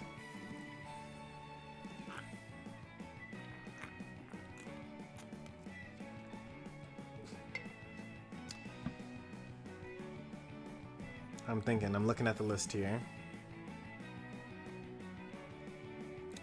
It's between S tier and S- tier for me. Because Sheik is real good. But why would you play Sheik? You could play Pyra. You could play Sephiroth. You could play Joker. Like, you could even play Greninja and you would have about the same amount of combo game and kill options. Yeah, Sheik goes in S- tier. A lot of these characters just aren't really worth it. Alright, Shulk. Very rare to see Shulk, but Japan fears Shulk because Monado arts and dial storage and like being able to use Monado arts out of hit stun or during hit stun, means that you can, like, any rapid jab or any sort of like multi-hit move, you can just get out of it with Shield Monado, and then you can actually punish them on hit with Smash Monado. I have seen some pretty good Shulk play. Is it enough for me to put him in S tier? I mean, most tier lists have Shulk in S tier. I could see it, like, just from the Monado arts alone. I feel like you should be able to play around it though. I think maybe there just hasn't been enough counterplay discovered for it yet. And he's got like low startup, and you can just kind of run away from him. This is probably going to be one of the hotter takes here. I'm gonna put him S- tier. I can't put him in A tier, even though I want to, because he's just too good. But I'm not gonna put him in S tier. Snake, however, S tier. Very good character. Very heavy. Good mix-ups on their recovery, because they can go high and then they can like grenade, reverse grenade twice, and then they can like drop down to C4 and explode it. Lots of coverage there. Lots of very good kill options. Like if you get grabbed at 160, you're just dead. And then even some of these better characters here, like, kind of struggle against Snake, especially when Snake is winning. I mean, not Rob, not Min Min. Those characters are just gonna win. But like, Snake does pretty well. Grenades are really good. That's it. Like, you're trading a lot. Ironically, Snake probably does worse against some of these lower tier characters than they do against some of these higher tier characters. Also, not many people play against Snake, so you get the matchup inexperience bonus. Steve is pretty popular, at least online, I should say. You don't see him too often in tournaments, and you don't really see him winning tournaments.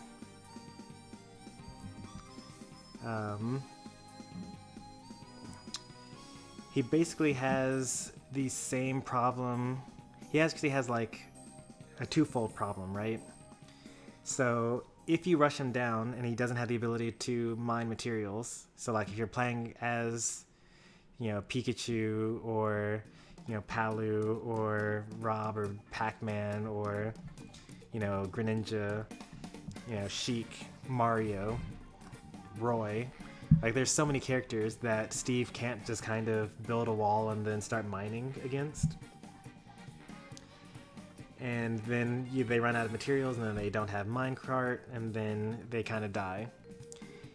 And then also, if they're behind a stock, then sure, they can mine their materials and they can get 2 sets of diamonds. But then what? Like, he's got his highest ranged attack is... He's gonna use minecart from across the stage. That's it. Like, he's got like stubby little sword. So it'd be very easy to just kind of run away from him in the same way that you would avoid the touch of death from Ice Climbers or from Kazuya. And he doesn't really have anything that makes you want to have to approach him if you're already up a stock.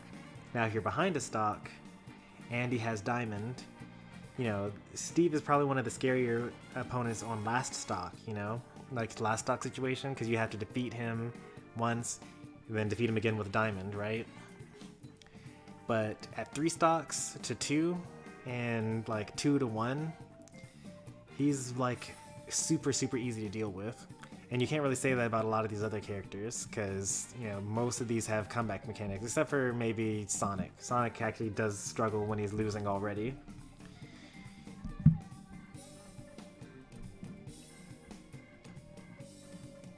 So I'll put Steve in A tier for now.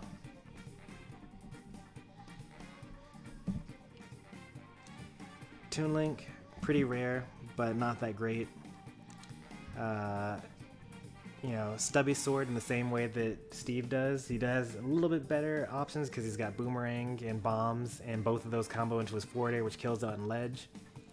But if you have center stage, or if you have a reflector, or if you have an absorber, then it's not as much big of a deal. You can have a bigger sword and just outrange him.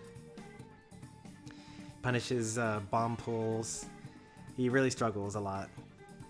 Not that great. D tier. Villager.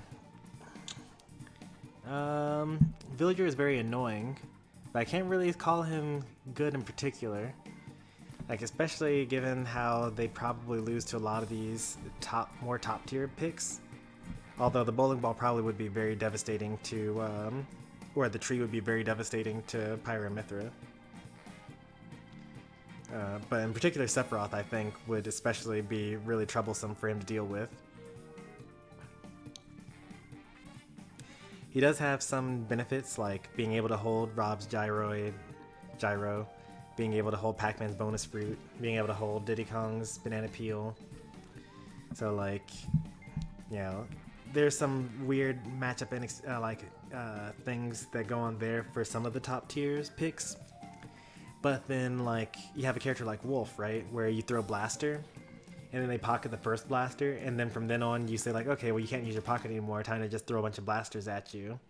Same way with me Gunner, right? You can only pocket one thing, so let me just bombard you with projectiles. And their projectiles hurt more than your projectiles as Villager, and your projectiles are slower, so you eventually lose the war of attrition. So he does have a really good neutral layer though, I will say that. Villager's pretty low down here. Let's put him down to C tier. Wii Fit Trainer. Similar to Isabelle, similar to me Gunner. If you're already winning, then this is a terrible fight against, but you know, once you learn the pattern and how to deal with header on ledge and things like that, then you don't really have to worry too much about that. Then the next thing you have to worry about is deep breathing, and you have to like basically run for your life because deep breathing turns Wii Fit Trainer into a top tier character. But it's only temporary, and you have to deal with timing, and if you interrupt it, then they don't get to do it. So it's one where you have to like basically stay close enough that they can't do anything. But if you rush in, then you probably die. So it's like kind of similar to Steve.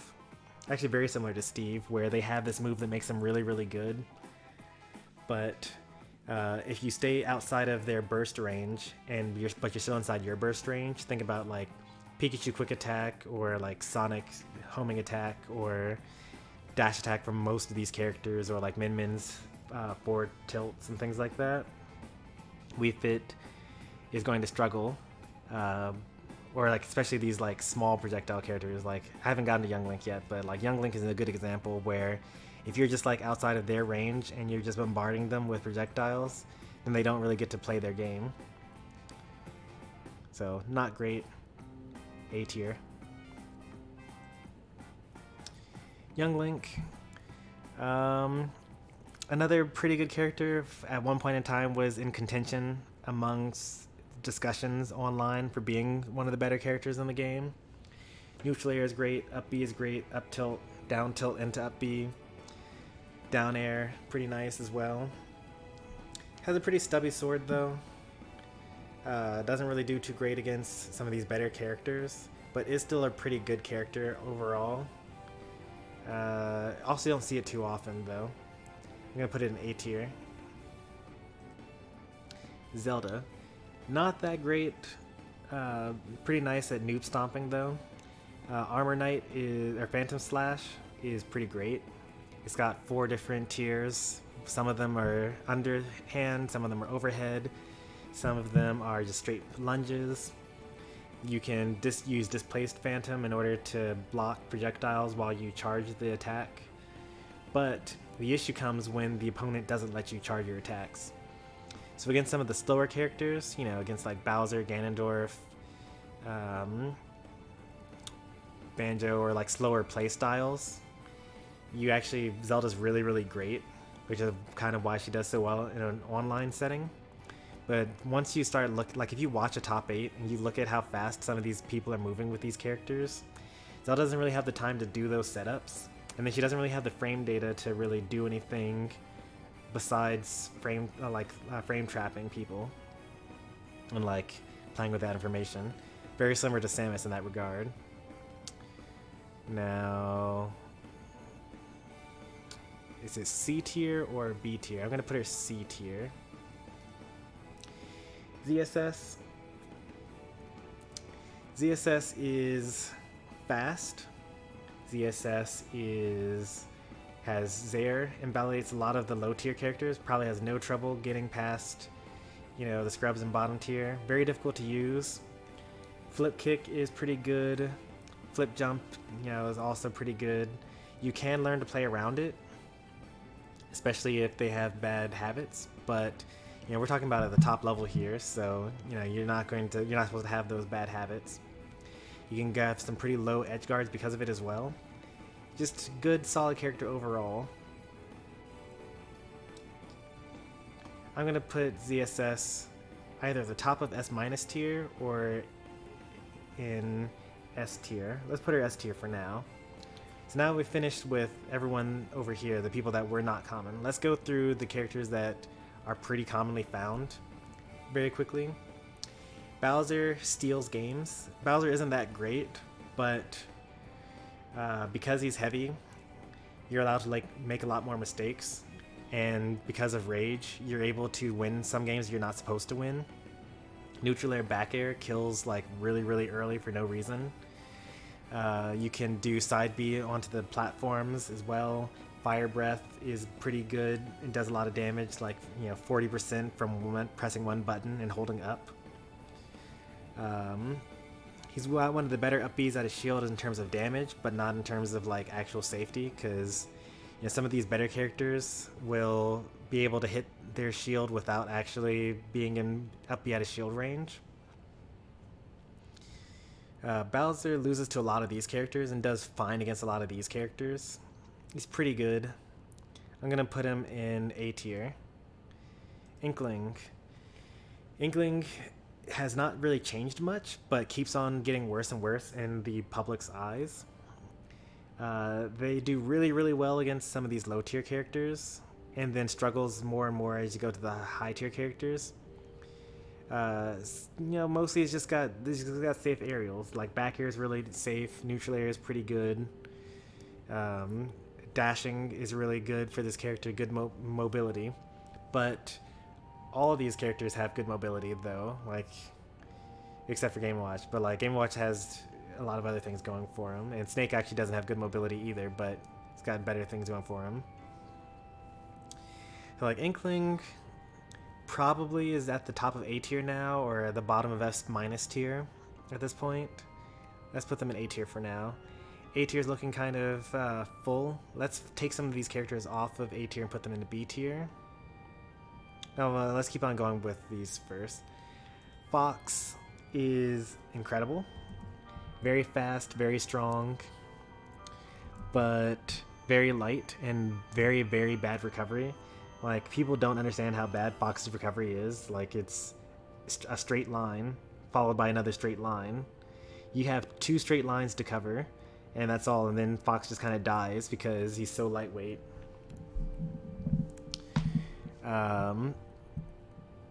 Yeah, you end up losing a lot of games you should not lose when you play as Fox. Like, you are the better character, or you're the better player, and you're the better character, but like rage and like the fact that he can really mostly only kill from footstools and up smashes kind of hurts him a lot, and he dies to everything, so S- tier.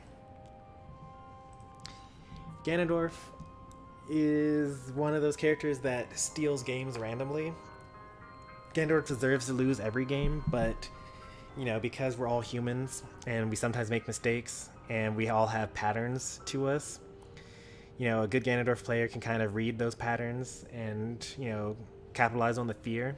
When it comes to tournament play, when you're fighting against a Ganondorf, you also have the extra pressure of like, you're thinking in your head, man, the Ganondorf is such a bad character, I better not lose this. And then they kill you in one combo, and you're like, man, I can't believe I'm losing to a Ganondorf. Like, and that extra thought hurts your tournament performance as well. But let's be real, you're not winning this tournament with Ganondorf. Like, solo main, like, no way. You're not going against all these top picks and actually winning anything. It's just a good like pool runner. It's a good like low tier pick. It's got low mobility, bad recovery, really terrible recovery. All right, Ness. Ness is actually pretty good. Best Ness, now Send, is showing kind of what the character is capable of. Gact in Japan, also putting in good work. Surprisingly, not that many Nesses out there in tournaments. You see it all the time online because they've got safe aerials, they've got a good flowchart. You can, PK fire at an angle, and then if it hits, then you can do a couple of PK fire chains. You can read their SDI and hit them like out with the neutral air. You can edge guard them pretty well with your PK Thunder. You can use your yo-yos to up smash and down smash to kill as needed. He's just an overall very solid character. Loses to a lot of the better characters. Like he loses to like all of these characters. I don't think he wins against a single one of these characters, but he's just a really good character. A tier easily. Pokemon Trainer. So Pokemon Trainer, in like philosophically, should be not that great, right? Because you've got these three characters, and all three of them have very strong weaknesses that are supposed to be covered by the other three characters. But you can't swap between one and the other. It's not like Pyra and Mithra, where you have, Pyra that has good range, good active frames, good vertical recovery, kill power, and weight. And then you swap to Mithra that has foresight and good horizontal recovery. Well, that's still not a good recovery, but like better horizontal recovery, better airspeed and air drift, speed and like juggling. You just can swap between the two at any point in time. Like, oh, let's trap with Pyra. Oh, it didn't work. I switched back to Mithra, no problem. You can't do that with Pokemon Trainer. You got to swap between the three. So you're always having basically 1/3 of a good character at any point in time. And then the fact that your best combo character is also your lightest character is pretty rough, because let's say that you have him playing the first stock standardly, right? So you start off as Squirtle and you're comboing each other, you switch to Ivysaur for the mid percent, and you switch to Charizard, you get the kill. Are you going to swap to Squirtle now, even though you're at high percent and the enemy can come back and kill you? It's pretty rough, right? Like now you're having to choose between playing as Charizard, which is, combo food and dies and, slow, or switching to Squirtle that dies because it's light. So it's a pretty rough call. That being said, each of the characters are pretty good on their own right, especially after the round of buffs and nerfs. Ivysaur is decent, Charizard is decent, Squirtle is actually pretty good. But they can't be better than, they're as good as these characters, I feel. They're better than these characters, though. So I'm going to put it A tier. Sora is pretty popular. Sora actually has the same problem as Ness and Lucas and Peach and Mewtwo, in the fact that their double jump actually is super floaty. They actually dip down a little bit, meaning that there are combos that are true on Sora that are not true on the rest of the cast. And that's pretty bad, especially given that Sora is pretty light. However, Sora has the most DLC counter ever. Like, they took Sephiroth's DLC counter and they made it even more DLC. So if you have a hitbox in your recovery, Sora kills you. Like, you just get thrown off stage and you just die. Sora also has a couple of infinites that are pretty difficult to do, and also has Smash 4 Bayonetta forward air chains to escort people to the blast zone. So very good character overall, with some pretty good options, but is light, and their sword actually isn't all that long. So you don't really do too well against some of these characters up here. I'm gonna put Sora in... It's kind of early to say this one way or the other. I'm gonna put Sora in A tier, but not at the top of A tier. Like, more like the middle of A tier. A tier is actually getting pretty big here. I'm gonna like sort some of these people out. Isabel's like further down. Cloud's probably further down. Cloud's pretty good, but like, oops. Cloud definitely belongs to be at least at the top of this B tier here.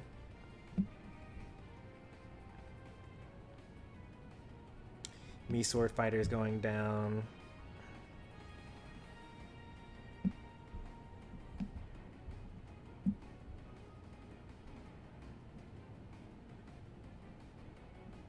Duty can go down.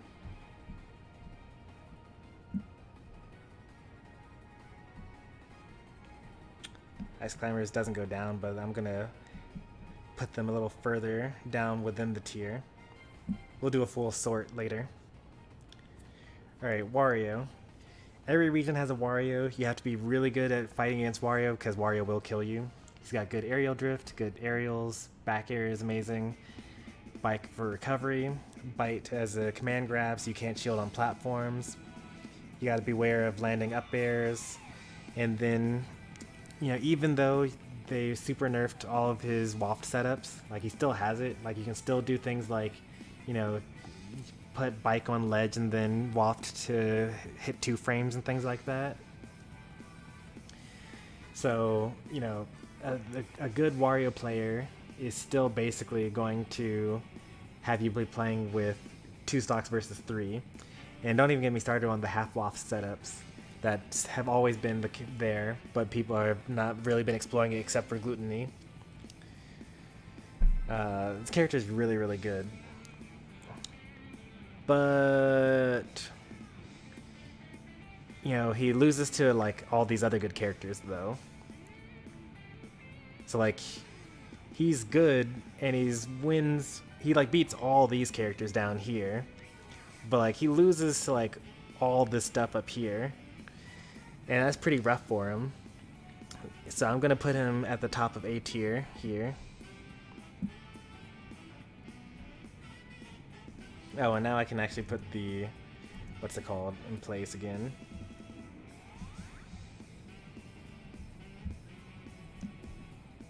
So I can put the criteria in this corner and then show that for the people that showed up late.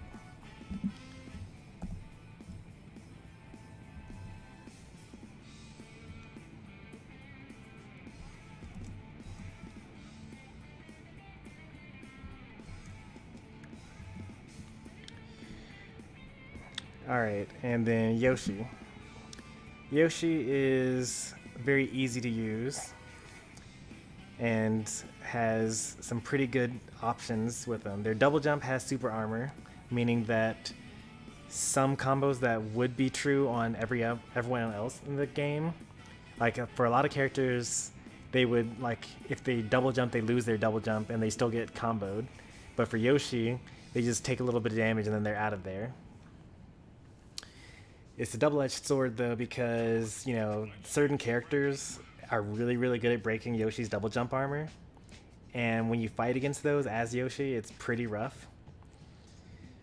So they're not going to make it out of this bracket, but they're still a pretty good character.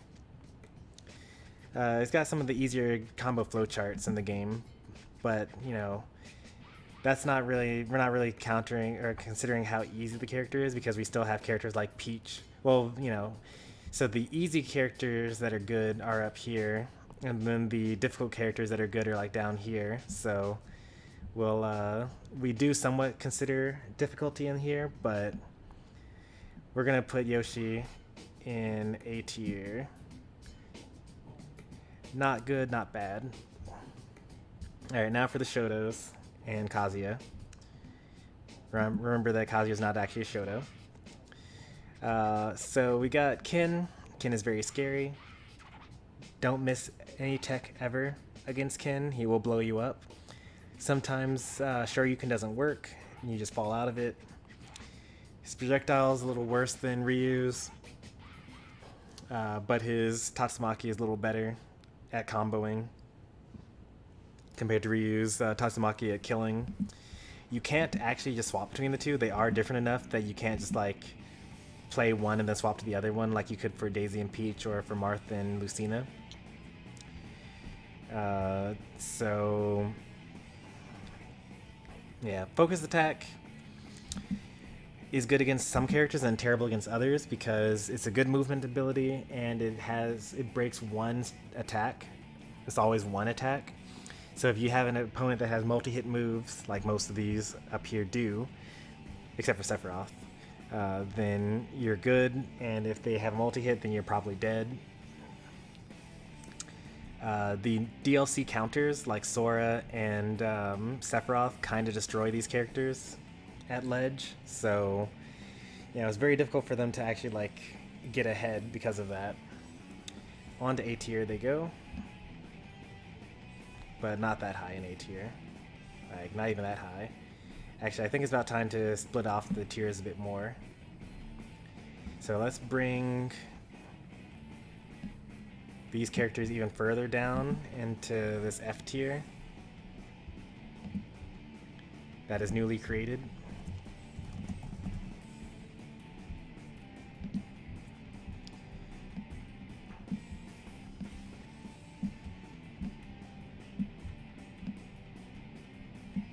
Let's bring some of these D tier characters down into the E tier.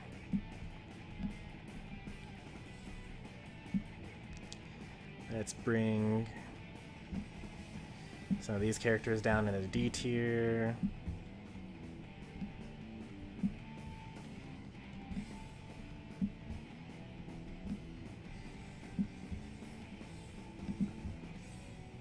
Why are these hover bubbles still like there?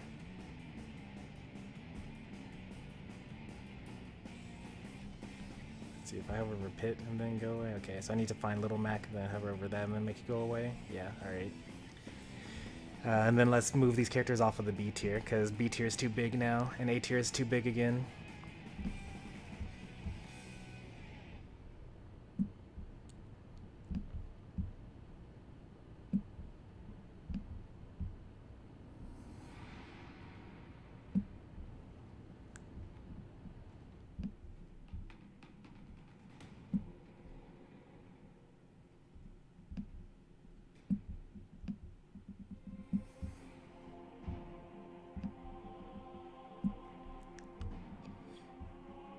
Actually, that was kind of fine. Where did I put Ken? Oh, way in the bottom of A tier. Yeah, that's why I was moving these people to B tier. Okay, makes sense. Ryu can actually go into the top of B tier.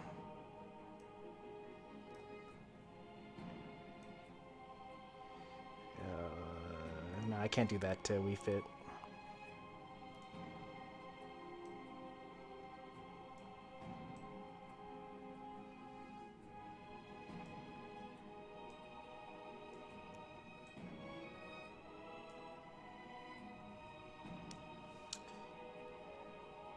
Alright, this seems pretty good so far. And then Kazuya.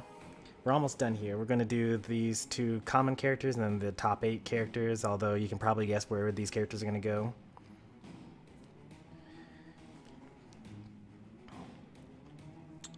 Kazuya is basically Little Mac if he got enough buffs. He's got super armor on his smash attacks. He's got a comeback mechanic that doesn't go away as soon as you get hit. He's got a projectile. He actually has a recovery. He's got crazy combos. But he doesn't really have the range. So like very much like all these other characters like Ice Climbers, like Dr. Mario. You just kind of like run away from him.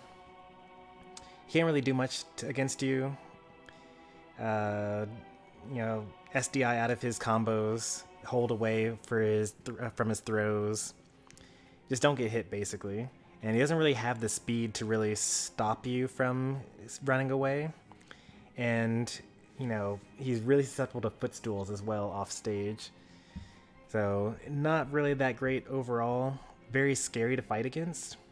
In the same way that you'd be scared to fight against Ganondorf, or scared to fight against like even Little Mac, or scared to fight against Wario. But there's counterplay, not that great overall. B tier. And then Terry is like worse than Kazuya even. Especially with the new DLC counters, because Terry doesn't snap the ledge with his up B, so Sephiroth and Sora just destroy it. Most of these, like Joker can counter it. You can use the Ram to destroy it with Min Min. You can down smash it with Game & Watch. You can grenade with Snake. Flip kick it with ZSS. Like, he really struggles a lot. Like, Terry is great at comboing, but doesn't have a good projectile. And that's pretty important. So, bottom of B tier. Yeah, there we go. Let's go ahead and remove this tier. And then let's talk about the top tiers. Let's figure out this top 5 situation here. Let me talk about some characters that I actually have less faith in than the last time I made this tier list. I'm having less and less faith in Sonic as a character. Technically, the Sonic is actually doing pretty well in the metagame currently. But as there's too many characters that win when they're ahead and also win when they're behind. And Sonic only really wins when he's already ahead. Very similar to like Steve here. Very, very good, but you know, as more and more DLC characters come out that are pretty also still very good, have good speed, like the speed that we used to think Sonic was so great for before is like pretty commonplace now. Like you've got Jokers and you've got Sephiroths and you got, you know, Mithra, and like what is Sonic bringing to the table that wasn't already there? So I'm going to put Sonic in A tier. Very painful to deal with when you're behind, though.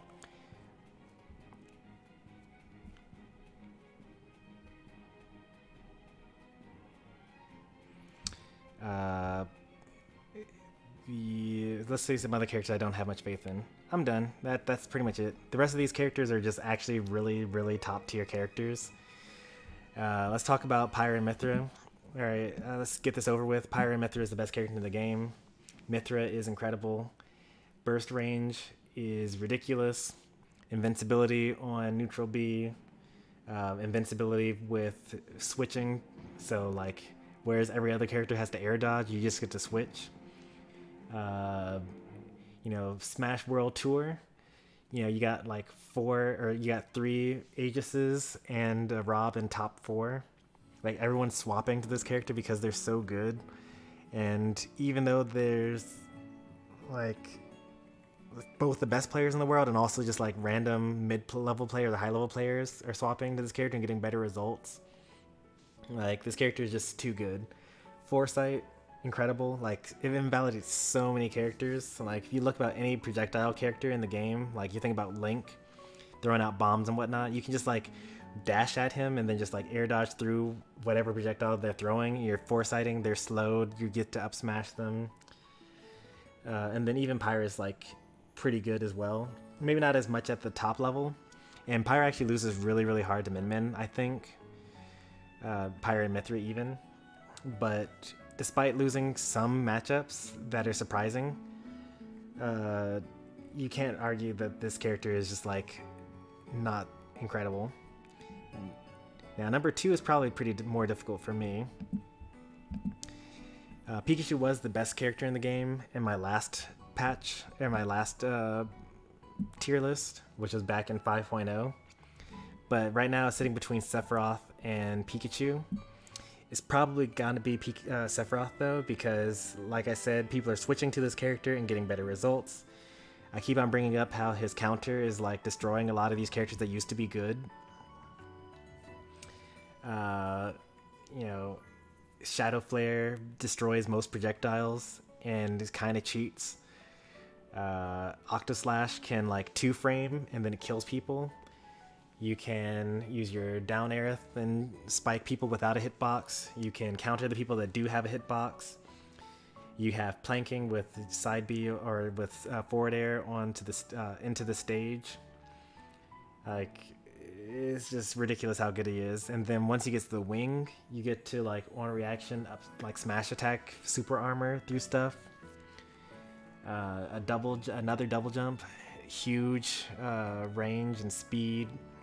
Back throw, back air, which becomes truer when you have wing. It's ridiculous. Pikachu has not been getting nerfed or buffed. He's just still really, really good. A lot of the characters that used to give Pikachu trouble have gotten worse in the metagame because of the DLC characters, but Pikachu's doing fine against a lot of the DLC characters. Still a solid pick. Are they number 3? It would have to be between that and Joker or Min Min for top picks. Actually, would it even be between Min Min? Let's see. Let me just put all these characters in S tier because that's where they actually are. And then I can delete this tier here.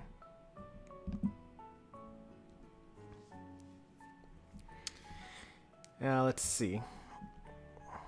Number 3. So what Pikachu has is a ridiculous combo game. Small size. Kill confirms from like up throw, thunder, up air, thunder. Back air, stage spikes, back air, fast fall, so that they think that they have to tech, but they actually end up just air dodging instead because you didn't actually need to knock them into the wall. Pikachu's got one of the better projectiles in the game. It hugs the wall. It covers your approach. Quick attack is good defensively and offensively. Dash attack kills. Yeah, that's a pretty good character. Now, Joker, with Arsene, has all the things that Pikachu has. One of the best projectiles in the game. That's not even a projectile, because guns are actually a sword. It's a hitbox that is intangible.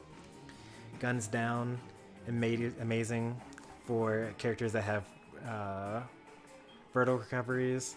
Guns up, surprisingly good against characters that have horizontal recoveries. Reminds me a lot of Bayonetta, where you could do like, bullet climax. It's like Joker is just DLC Bayonetta in that regard, or like DLC of Smash 4 Bayonetta even, because he has more range and more knockback, especially with Arsene. The thing that holds Joker back is regular Joker. Like, if you can play around, it really comes down to like player skill almost, because when you have... Oh, this song has lyrics, so I'm going to skip it just so that it's easier to... what's it called? Thanks for the New Year wishes, Small Potatoes. Oh no, it's New Year's Eve. Oh man, I just realized. I had some chores that I wanted to do today that I don't think I'm going to be able to do because places are going to close early today. That's really unfortunate. I do love this song, Believe in Myself, but I'm going to skip it. Oh man, I really messed up. I guess I'll have to do it tomorrow for the new year. That's okay. Where was I? Oh yeah, so Joker, Arsene, amazing character. Arsene definitely is third best in the game. But Joker plus Arsene, a lot of these characters are just going to run away from Arsene. And then it comes down to, are you able to outplay them with Rebel's Guard? Or are you going to get grabbed instead with Rebel's Guard? I have to make the decision on whether I want to take Joker as a whole, Joker plus Arsene, and put them at number 3, or say the Joker plane holds back the package, whereas Pikachu is just standardly always kind of good. I think that I'm going to have the order that I currently have. Pikachu followed by Joker. And then for number 5, it's not Min Min. Min Min like loses too much against some of these like really bad characters, even though they beat up like most of the cast. And then Min Min doesn't do. Min Min actually does beat Pyramithra, so that's pretty important actually.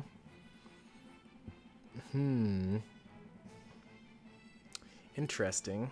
But Min Min loses pretty bad to Joker though.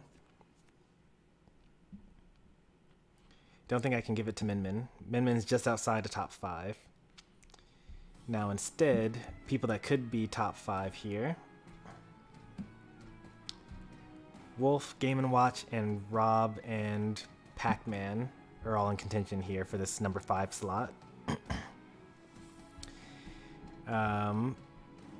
Pac-Man, Rob, and Game & Watch all share something in common, that they invalidate most of the cast with their movesets. And Rob has the extra bonus of having really jank kill setups at most percents. Game & Watch has invincibility on some pretty key moves, though. I was going to give it to Rob, actually. Rob has berries, has gyro, has roto arm, has nair, but then you can parry the nair, so then you're kind of playing a mix-up game on that versus tomahawk grabs. Some of the best players in the world use Rob.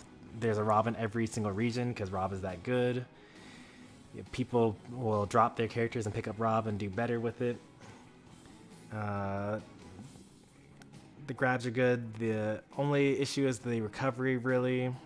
Wow, man, I'm going back and forth here because the recovery is not that great compared to someone like Game & Watch.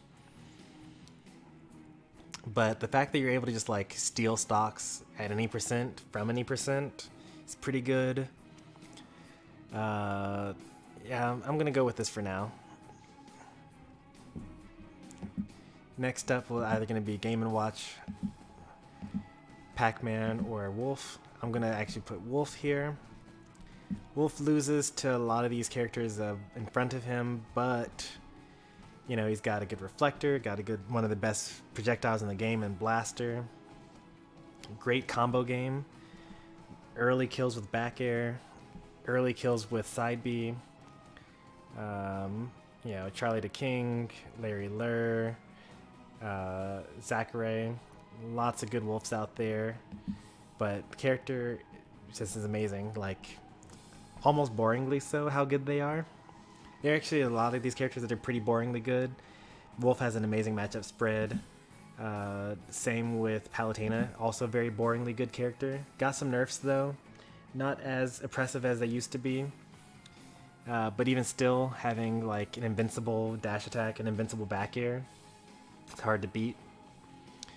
But since Palutena was one of the top characters in the game, we've had a lot of characters that basically do their job, but have more options while doing it. And that's like Mithra, basically. So like, it's very hard to like, you know, sit around and actually choose Palutena when you've got a better character. Well, except for recovery and projectile, I guess. Like, yeah, Palutena just kind of fell off because the DLC characters basically give you all the options that Palu has. Like, even if you think about like Byleth, when it comes to like the Nair being so powerful, you've got basically the same thing with Pyra and Sephiroth and Byleth using Nair chains and then throwing you off stage and then edgeguarding you.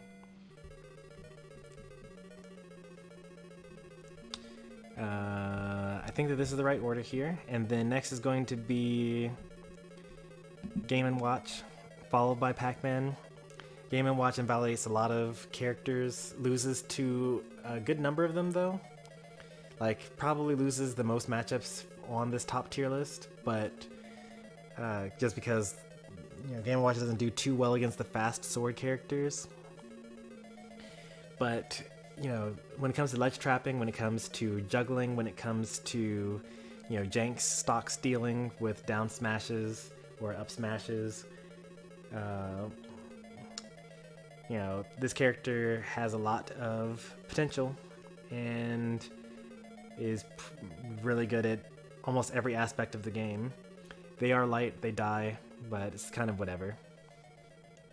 Pac-Man is really great when you get the setups. When you don't have the setups because the enemy is rushing you down or because they're reflecting your stuff, then kind of struggles a bit, but not by much because they also have great aerials, forward air, down air, you know, neutral air, all amazing. Back air, good. You know, good jabs, decent grab compared to Smash 4 especially. Yeah, very difficult to deal with. Good when winning and also good when losing. Now, next up, between these last four, gotta order these last four here.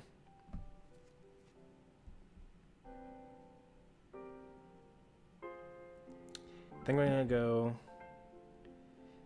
Palu, then Snake, then Min Min, then ZSS. I've already talked about ZSS, flip kick, flip jump, Zair, neutral air, all good moves, back air, good.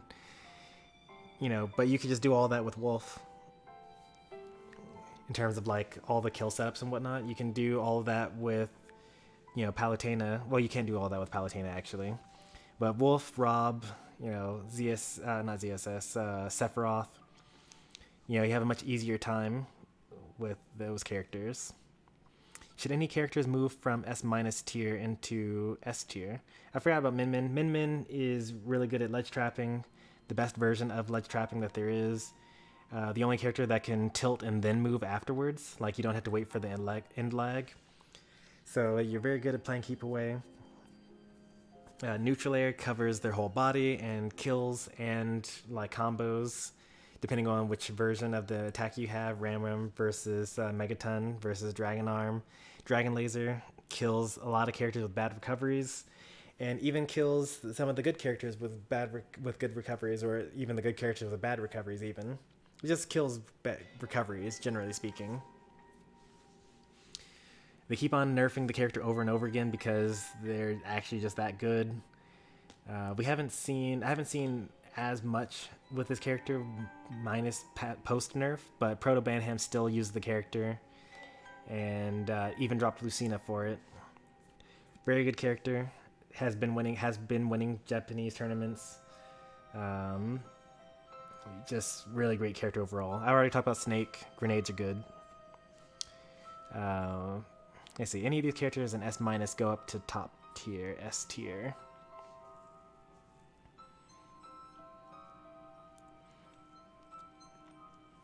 I'm actually going to put Mario up here in S tier. They were already at the top of S- tier. Mario's a pretty easy character to use.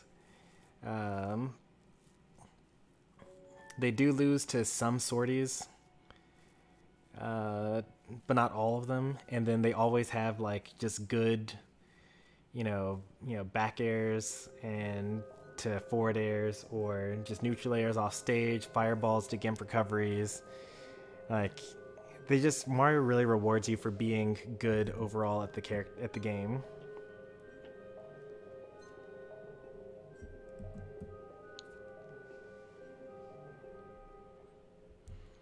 I've talked about all of these. These are good. I think these are also good. Things are going to start getting weird down here because they're not really... Well, these aren't really ordered either. If I were to order these... Let's try to order these. I'm going to put Olimar up here. So these characters are like... They're good, but like the amount of effort that you put into them relative to just actually picking a top tier, it's not really that worth. Falco's probably at the bottom of this tier. Sheikah's at the bottom of this tier, I think. Meta Knight's definitely at the bottom, actually the bottom of this tier. Diddy Kong's more at the top of this tier. I'm not even going to rate Daisy because she should just be an alternate costume like Alf.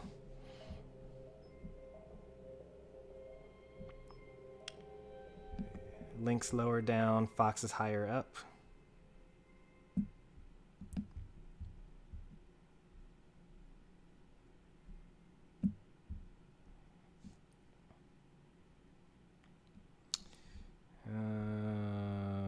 Shulk is higher here.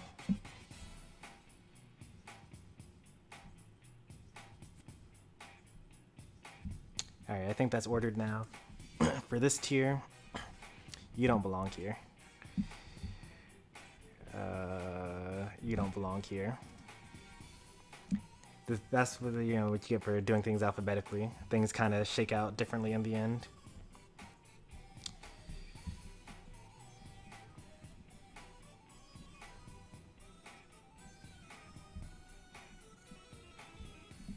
Alright, let's order this as much as I can. I don't really think that I'll be able to really order these. Like once you, like anything past the S- tier, S- tier is ordered. And then like after this, I'm less confident about my ordering. Okay, I feel like Ness is pretty good, Sonic is pretty good, Inkling is pretty good, Bowser's good, Roy's good, Yoshi's good. I can definitely put some characters at the bottom of this tier. Like this, almost like its own different tier. Like these characters are definitely A tier for sure, and these characters I'm less sure about, just given the characters that are above them.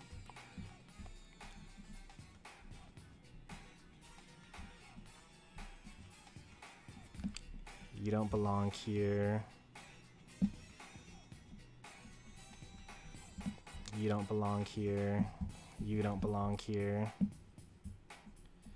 Yeah, I think that I'm going to keep on shifting things down more.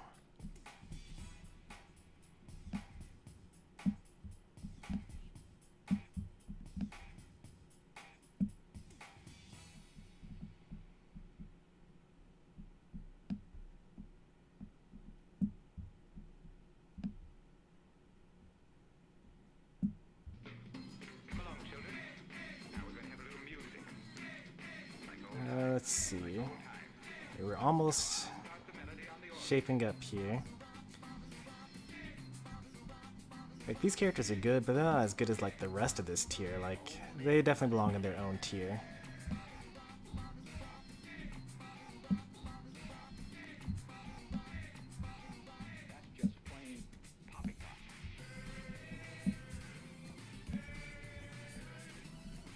And now B tier is back to being bloated again.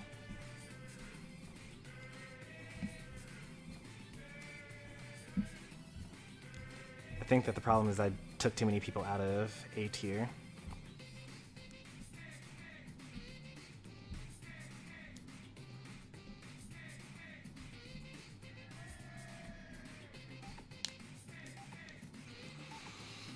Or maybe this is just how big B tier is. Yeah, maybe this is just how big B tier is.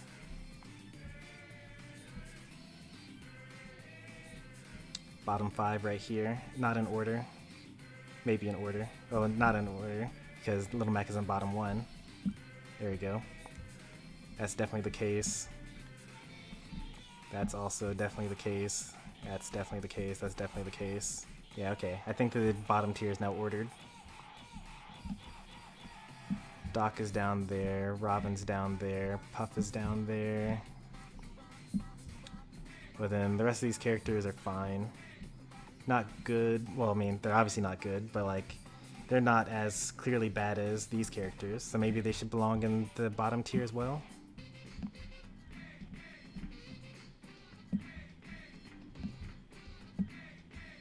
Still in order. Are there too few characters in E tier now?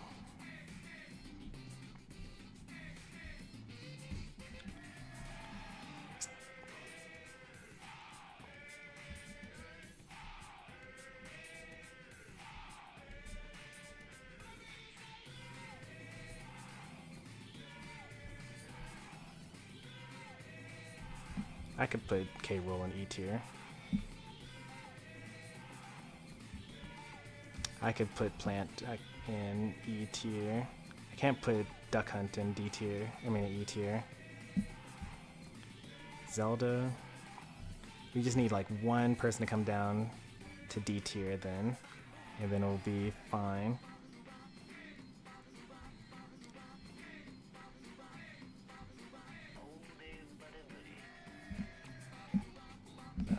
It's me, sword fighter.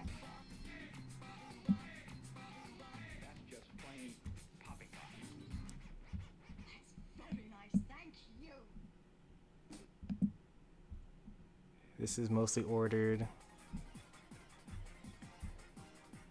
It's not exactly ordered. This one is mostly ordered, not quite, but it's fine. I'm not gonna stress about it. This one is not ordered at all, but I'm not gonna stress about it. Like, you know, if you're in C tier and you're worried about like, oh, I should be 1 position higher, 2 positions higher, like, you're not really, you've missed the point already. Technically, this is the mid-tier, B tier here. I'm honestly surprised at where DDD ended up falling out here. I wonder if I could sort this tier. I feel like this is the stay away from me tier. Like, this is the tier where, like, these characters would be good if you decided to fight them, but since no one fights them, and you just run away, well, except for Young Link. Maybe Young Link belongs up here. Young Link actually has some stage presence. Stay away from me tier, yeah.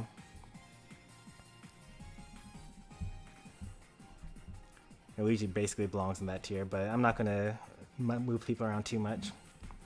Yeah, I think this is pretty good. I like this.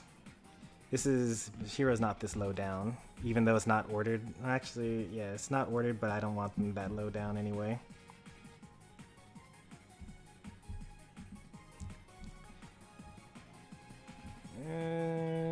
I think that's good. I think that we have the list. It's too big to fit onto one screen. I can't do a single screenshot. Oops. Nope, that's even worse. Oh, there it is. F tier. I was able to get them all.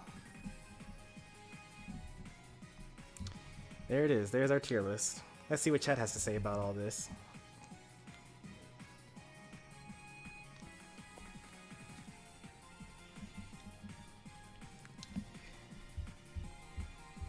Where do I have those people? I have them in B tier. It's like B tier to A tier. It's kind of whatever. Alright, let's see what... I missed out a lot of stuff, probably, because I only occasionally read stuff. Little Mac tier. His own tier way at the bottom.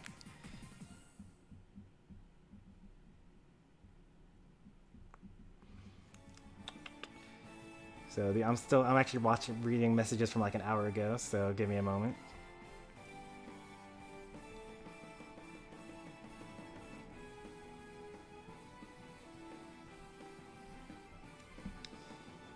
I think Mimic should be lowered after all the nerfs to S tier or A, or to S minus tier or A.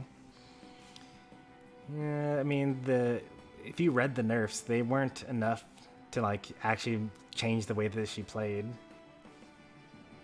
Like, the nerfs were like, you can't charge your smash attacks for as long or something like that, or your laser beam doesn't last as long or something like that, which didn't matter at all to the better players of the characters. It only mattered to the bad players of the character.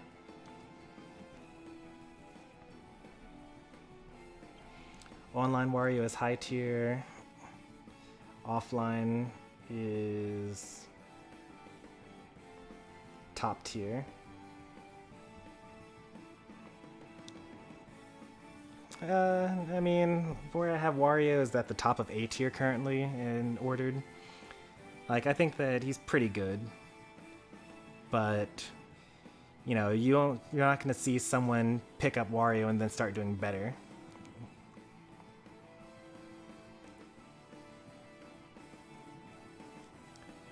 I'm still looking at the list. Yeah, I think that Wario's in a pretty good spot. Like, I couldn't justify putting him higher than anyone. I could actually see him being higher than, like, in the spot between Falco and Sheik. I could see him 4 spots up. Like, above Meta Knight, Link, and Falco. That's a pretty good argument. I think that my Link is surprisingly high. Like, I wasn't expecting to put Link so high, but like, I'm just thinking about his moveset and his matchup spread and his recovery, and that's just where he ended up being. That's probably my most shaky placement on this list. Well, you know, personally, like that's how I feel would be my most shaky placement. A couple of other ones would be putting Rob so high, putting Game & Watch so high, putting ZSS so low, putting Snake so high, putting Palutena anywhere on this list, I suppose, and putting DDD as high as he is. I'm sure that most people would disagree with that. That's kind of what I think the outside world will think about my tier list.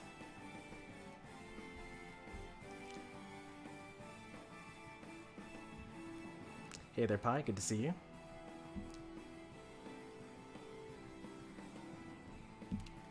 No chance Isabella's B tier. Where did she end up being? She ended up being C tier. Where did you put Kirby? F tier. It's not a sword, it's a keyblade. That's why it's so short. Cloud is an easy A tier.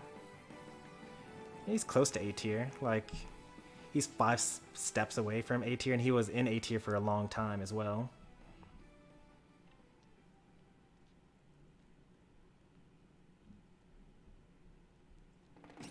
On paper, Pika beats everyone, but yeah. I don't know. I think that as soon as I saw Mithra's gameplay showcase, I was like, this is the best character in the game. Which is crazy because after I saw Sephiroth's gameplay showcase, I was like, wow, this is the best character in the game.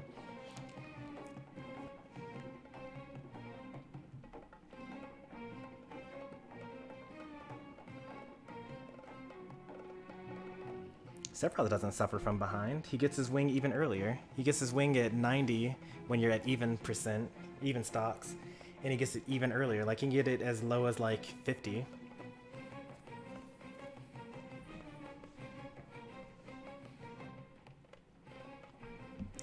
I already said hi to Small Potatoes Gaming. Captain Falcon's not mid B tier. He ended up being mid B tier.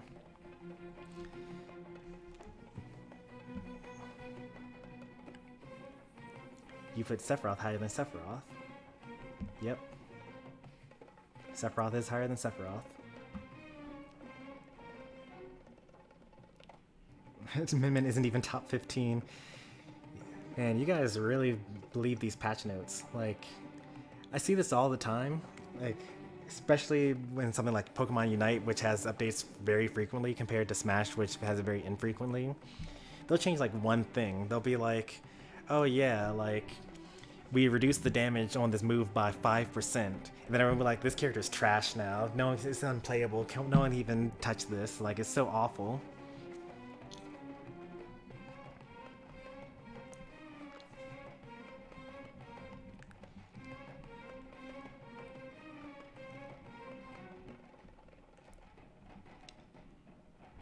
There are a lot of things wrong with your tier list. Well, on my Discord server, which is in the description, we have a channel dedicated to putting tier lists. So make your tier list, put it there, and discuss it. I've been talking about this for like 2 hours now. So if you want to rewind the stream and see all of my points, also tier lists don't matter. So like, it doesn't really, I don't really care what's wrong or right.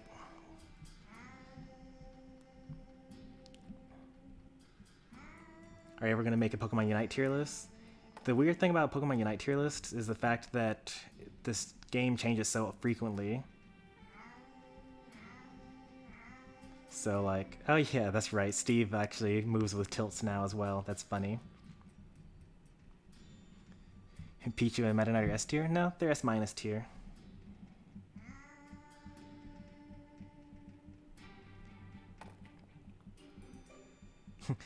He put DDD higher than Mewtwo. I talked about why Mewtwo is not that great.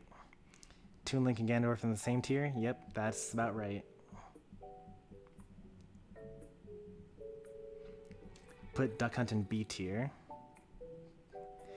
Duck Hunt was actually pretty high at first, and as I kept on adding characters to the roster, Duck Hunt went further and further down.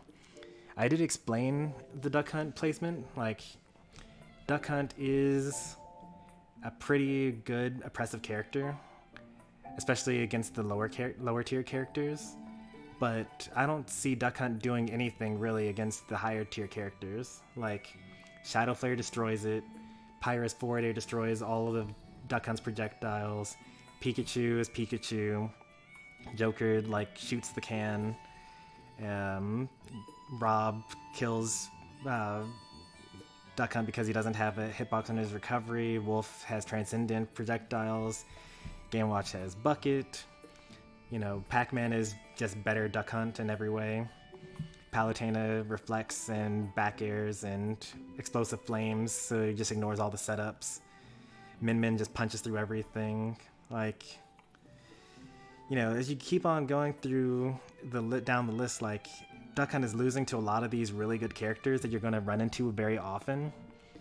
And even if you're a character that is good, has good attributes, is great at certain aspects in the game, when it comes to winning a tournament with every player in attendance and like being solo mained and like not having to deal with people counterpicking you, you can't really make a good argument for them being that great.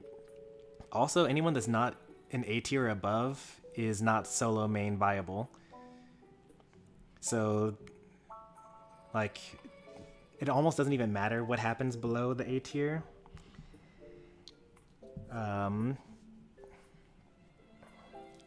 So it doesn't matter what happens below the A tier because you're not winning a tournament anyway, you're not winning a super major anyway.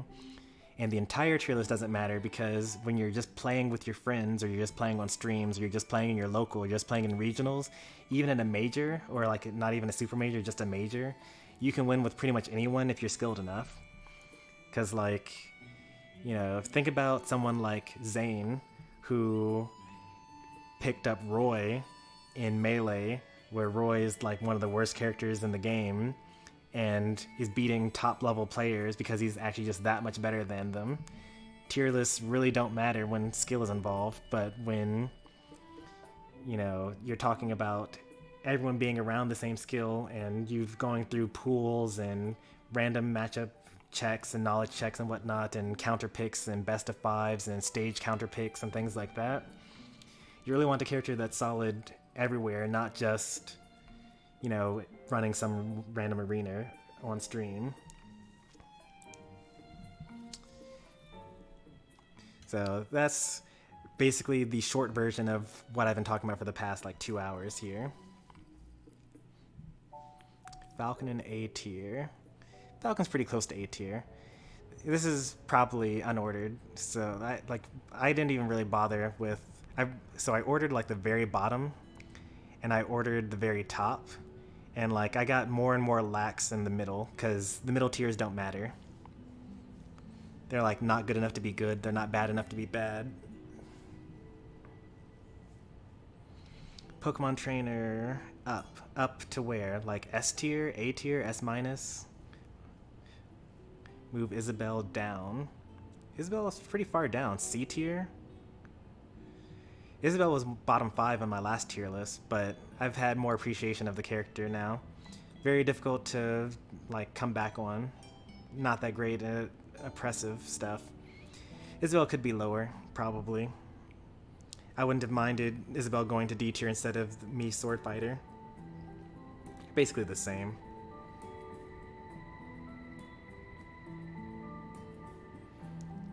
You have so many high tiers in B tier.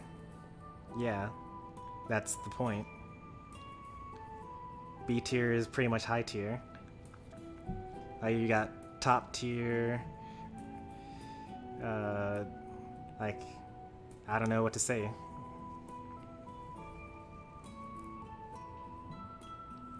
He needs chat to make his tier list more accurate.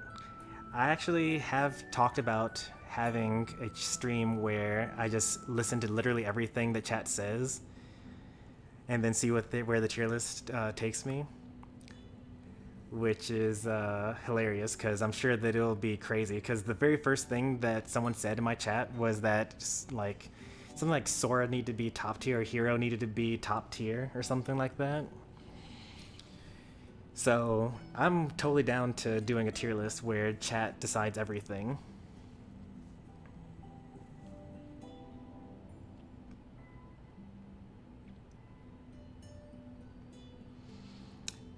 Hey there, John Dura.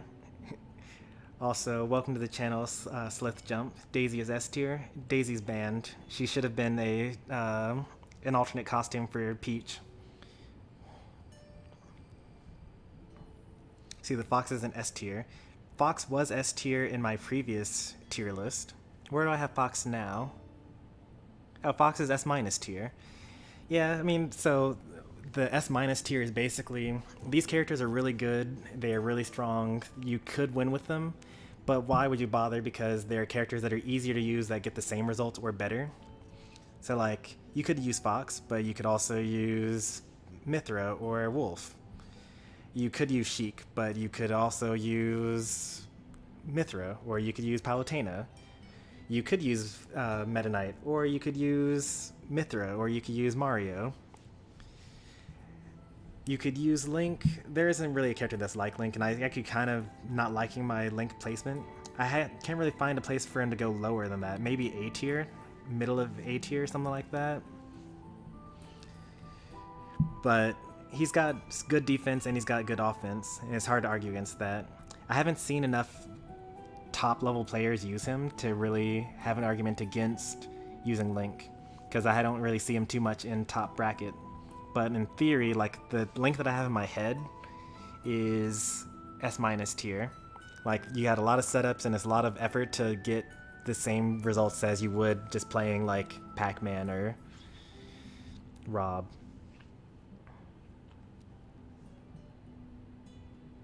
The main nerf was the landing lag on Min Min. Yeah, their nerf got more landing lag, like 2 frames, right? Slaughter their up close game. Okay, like Min Min up close, you already get to just tilt and walk away. It's like Mega Man but better. And ledge trapping and 2 framing and edge guarding and whatnot. I think Joker should be higher than Sephiroth, but both are still under Pikachu. Joker over, so you would put Joker as the number 2 character in the game. Like you're shifting around the top 4. Okay, that's fine.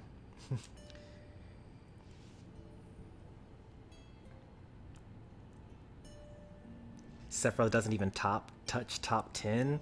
Now that's crazy talk.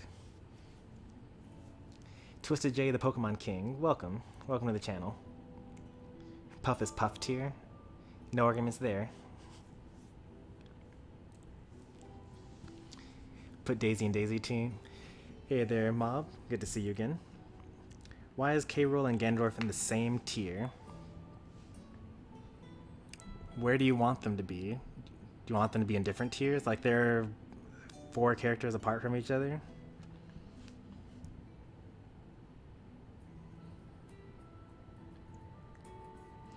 If Smash Ultimate tier lists were an assignment, Stormy would get a D.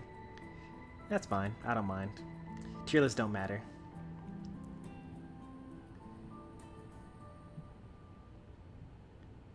He has 2 projectiles. He's not as awful as Ganondorf. He has 2 projectiles. So both of his projectiles are terrible, by the way. If he throws Crown, you're supposed to jump over it and then grab him, and then you get to combo him for free. His cannon is also not that great. You can actually just attack it, and then it neutralizes the hitbox. And then it's really not that great. The main good thing about K. Rool is his Nair, because you can edgeguard a lot of people that you otherwise wouldn't be able to. Like, you know, his Marth and Lucina have invincible up Bs, but it doesn't matter because you just armor through it. K. Rool is slow. He doesn't have a hitbox on the sides of his up B and is a very slow up B. So it's like if you were playing someone like Pyra or Mithra, you can just keep on up B'ing him into the stage over and over again.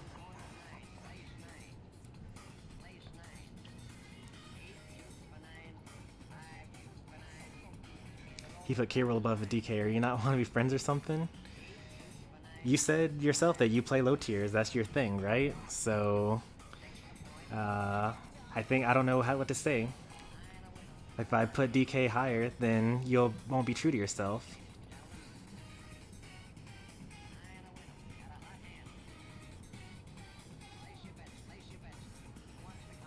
Sephiroth is good if he's not this good.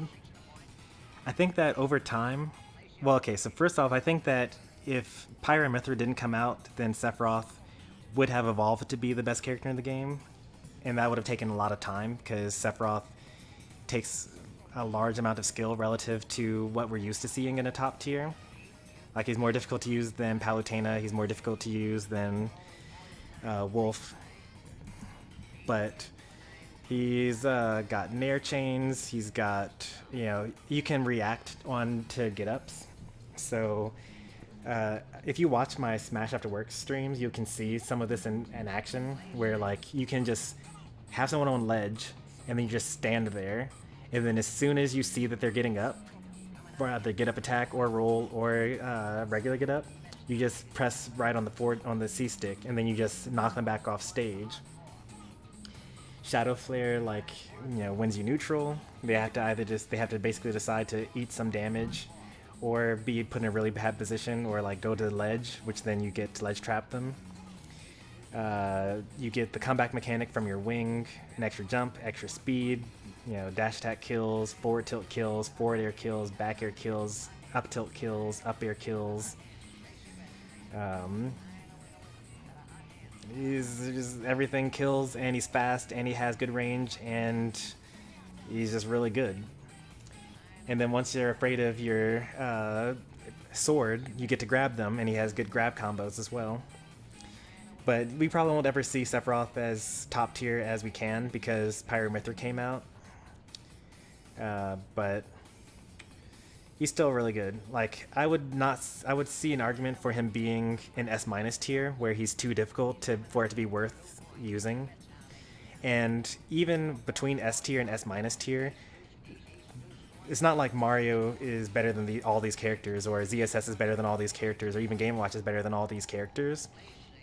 S- tier could actually be spread out throughout the S tier if we were just like doing an actual, you know, doesn't matter how long it takes you to get skilled with this character. Some of these characters actually belong up here. Like Shulk is really, really good. Peach is really good. Fox is really good.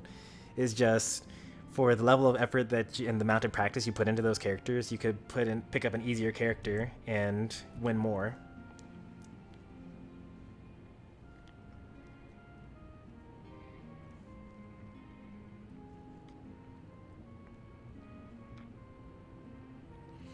How am I doing? I'm doing pretty well. Very good day. Unfortunately, I forgot that it's New Year's Eve, and the post office is probably closed by now, and the dry cleaners are probably closed by now. So it kind of ruined my afternoon plans. But you can't jump over Crown when you're across the stage. If you're across the stage, you just block. Like, and even then, if you are across the stage and you are playing one of these actually good characters, like Sephiroth with Wing or Mithra, or like, you know, a character with a better projectile that just transcends it, like Wolf's Blaster, you just get free damage and he doesn't do anything. Crown is really, really, really bad, trust me. Like, even my slow character DDD punishes Crown every single time. Like, I'm looking forward to when K-Roll throws out his Crown so that I can kill him for it. Just ask Triv. Like, he plays K-Roll and plays against some of my characters with it. You don't want to throw out Crown. It's really, really terrible. The only thing Crown is good for is when you're recovering and you don't want to get hit by their edge guards, so you throw out Crown to use your super armor to just eat the hit and then just recover and then hope that they mess up the edge guard.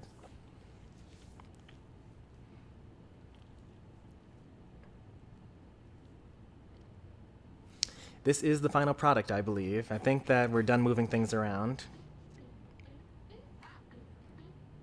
Yeah, the character should carry the player, not the other way around. So Byleth can't be good. Like, you don't see people just dropping their mains and picking up Byleth and then just doing better in brackets.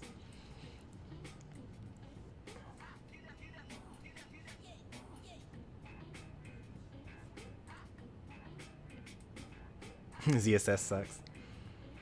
If I fought a good K-Roll. Let's see, who's the best K-Roll that I fought?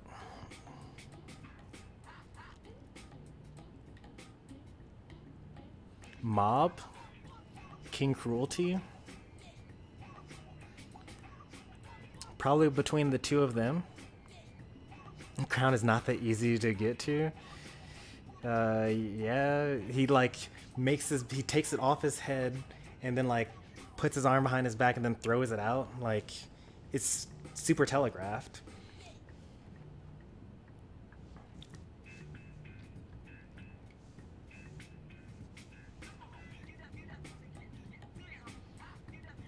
And all of this is to say, basically, where do you want K. Rool to be?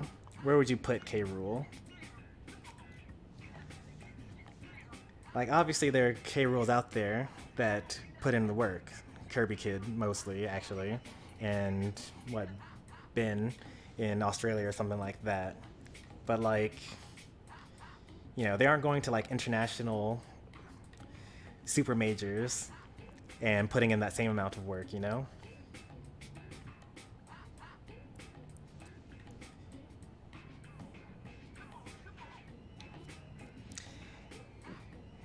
And for Trib, I guess, where would you put Sephiroth?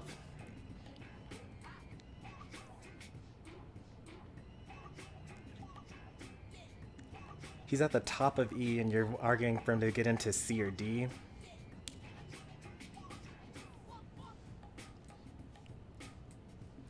That wasn't worth the argument. Like, you should only really be arguing if you want a character to be put into A or like out of the top 3 tiers. Yeah, no chance he gets to C. Yeah, he's not getting to C. Now, let me look at this a bit more and say,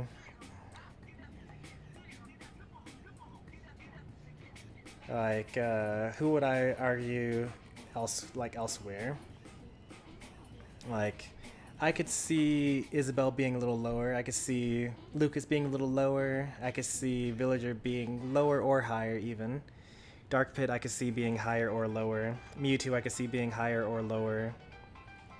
Pit I could see being placed higher.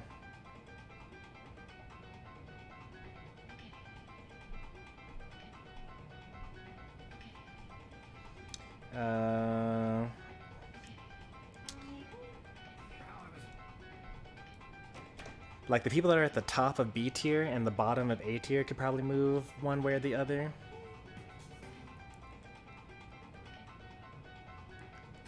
Steve being higher. Yeah, Steve was A tier for a while. And I, like, at the very end moved him to B tier. Like, he's at the top of B tier. He's, like, really right there at A tier, honestly.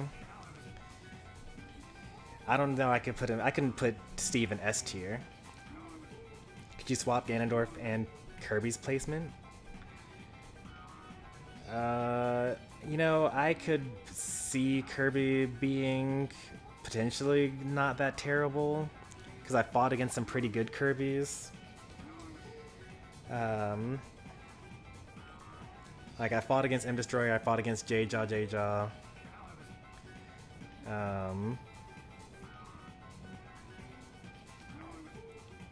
But, like, I don't know, man. Kirby's so bad. Like, you just stand on the top platform, and then, like, Kirby just kind of can't do anything.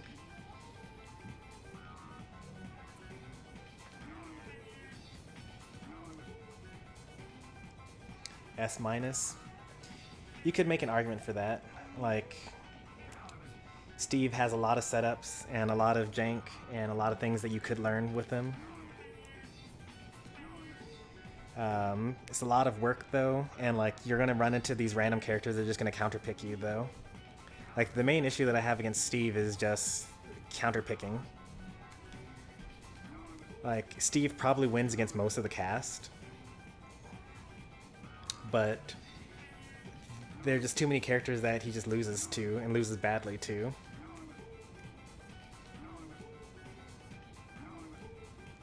And, like, it's more so not just that he's losing to those characters, is that those characters are also really, really common as well.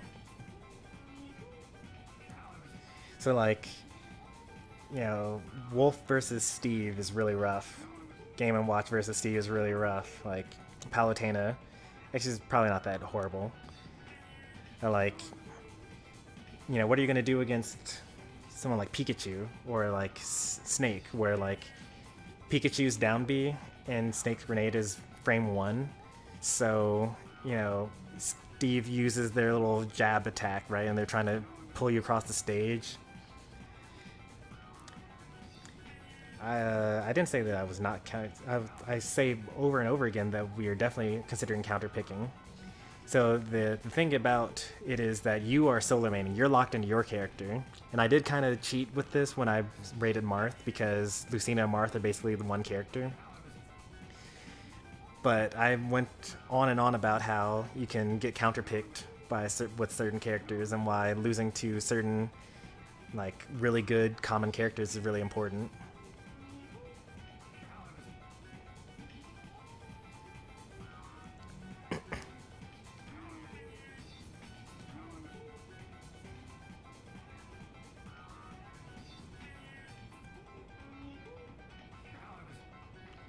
Well, Carol doesn't have bad disadvantage at all. He's got belly armor Nair, and well, being above, so like for a lot of characters, being above you or being above your enemy is really bad, and you get juggled a lot. A couple of characters don't have to deal with that, like Snake, like Joker, like K-Rool. K-Rool's issue is actually when you're off stage, and there's just so many characters that just invalidate his recovery.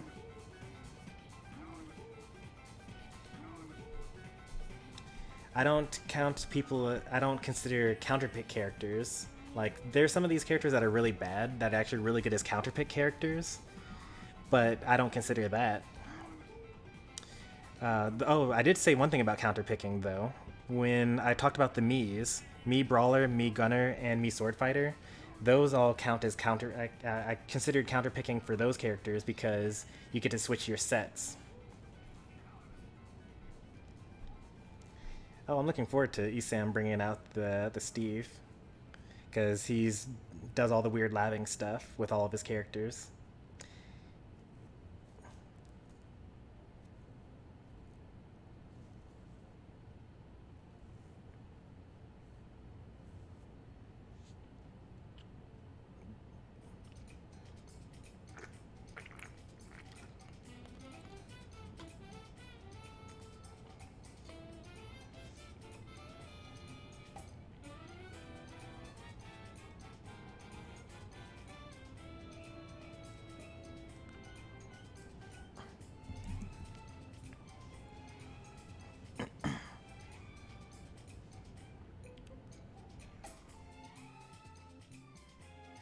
Steve is even against a lot of characters. Yeah.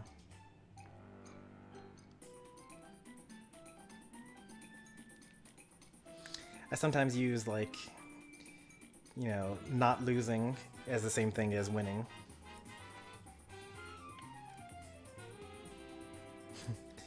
Isam more consistent. It doesn't help that he's using, like, all the most technical characters in the game.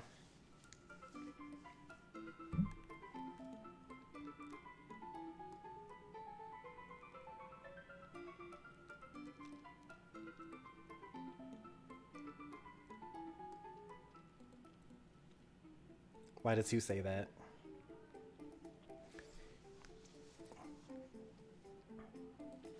Question? Go for it, Kilaris.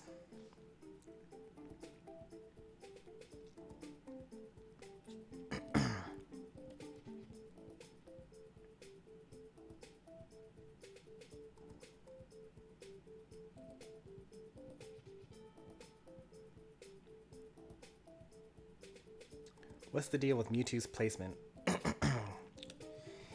Mewtwo is a big body that is lightweight and has a dip in their double jump, so there are combos that are true on Mewtwo that are not true on most of the cast. They're pretty good offensively, like I talked about their down tilt forward air and their back air being really good, and you can up B into the ledge to skip the 2 framing, and Shadow Ball is actually a pretty good projectile. Back throw and up throw both kill, very good.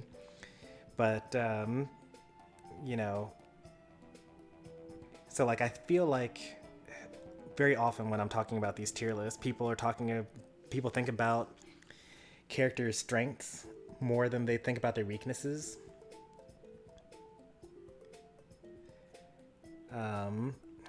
And think about like Mewtwo versus Pac-Man. Think about Mewtwo versus Game & Watch. Think about Mewtwo versus Rob, Mewtwo versus Joker, Mewtwo versus the Swordy characters.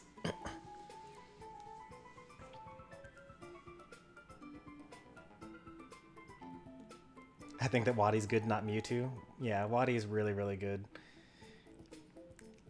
Yeah, Mewtwo is really good when you're better than your opponent. But being a lightweight character that is more comboable than usual and is like a really, really, really big body with like a sword that's technically not even a sword because it's more of a hurt box. It's like not great. There's too often there are going to be too many times where you lose even though you're the better player trying to play Mewtwo.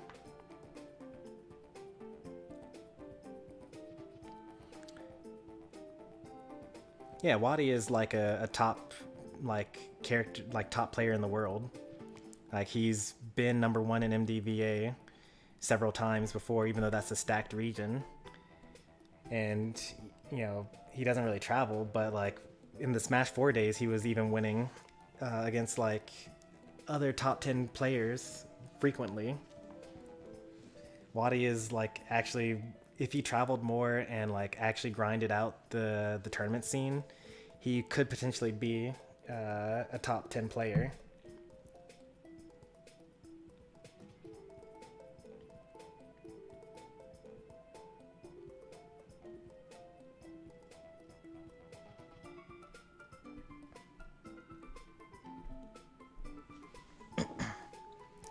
I've also never met Tweak, but he's probably one of my favorite Smash players.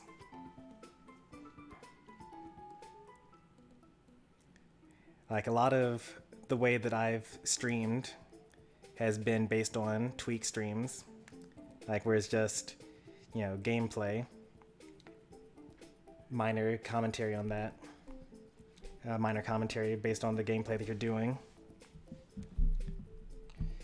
I also really root for a character, for like players and people generally that are actually that good, but the mentality wasn't there. Now that's not really the case for Tweak anymore. He's been a lot better about that in Ultimate. But like in Smash 4, he was one of my favorite players because, you know, he had that mental block that he had to get through.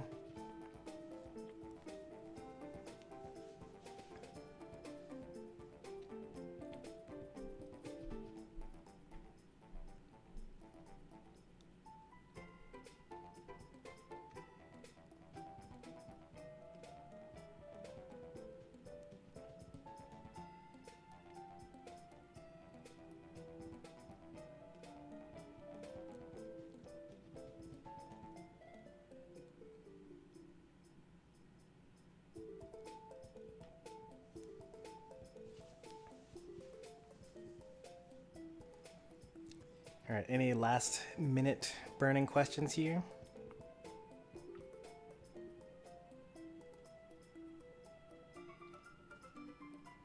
I'll take a screenshot of this and post it in the Discord.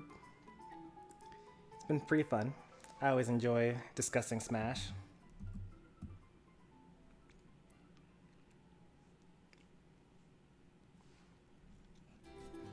It's like about as fun as discuss it than it is to play it.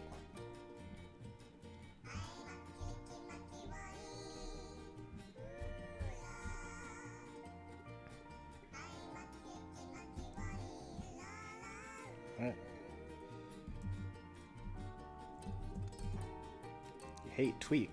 What's there to hate? He's so good. Falcon is low. B tier is unordered anyway. Falcon's like pretty good. He's not great. He's gotten a lot better with the up B buffs. And Fatality has been putting in work with the character. But I still don't think that, in the similar to MKLeo with Byleth, that like just because you have a character or a player that's using the character really well, and like no one else is really. Doesn't really say many good things about the character. Are we playing Smash now? I'm gonna see if some of these stores that I wanted to go to are closed. So I'm going to end the stream now. I do plan on playing Smash today for a little bit.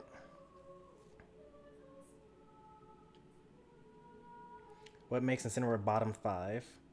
Incineroar has some of the best aerials and normals in the game, but it's on a really slow character that has a really terrible recovery.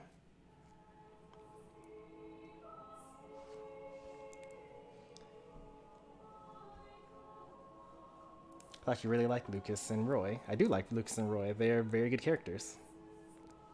And I'm pretty high up, don't I? Roy's up in A tier. Lucas is in C tier, but like, you know, they're not beating these characters, right?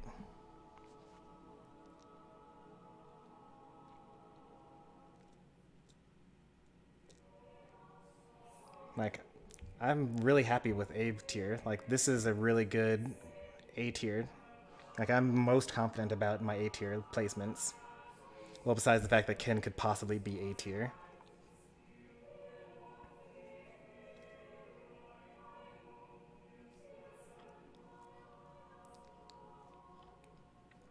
Erico's a good Chrom. Erico is good with Chrom, yeah. He also plays ESS. I mean, the level, like, at Erico's level, and even at my own level, like, none of us are, like, actually good players in that sense of the word. So, like, this tier list doesn't apply to anyone that's watching the stream right now. Like, no one that's currently here is good enough for this tier list to matter at all. Play whoever you like, you'll do just fine with it.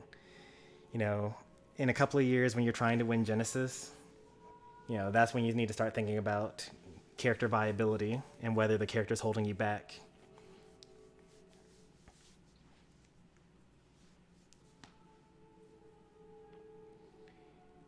I think DDD's pretty good where he is. Like, I think DDD definitely is better than, like, these characters.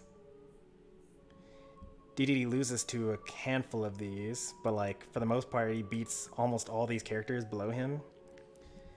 And he has some good matchups in the S- tier, but he loses pretty hard to some of these S tier characters. I think that B tier's fine. Maybe if he were ordered, he'd be lower down in B tier.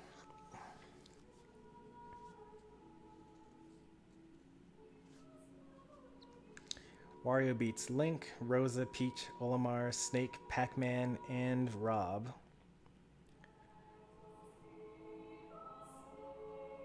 What do you think about this?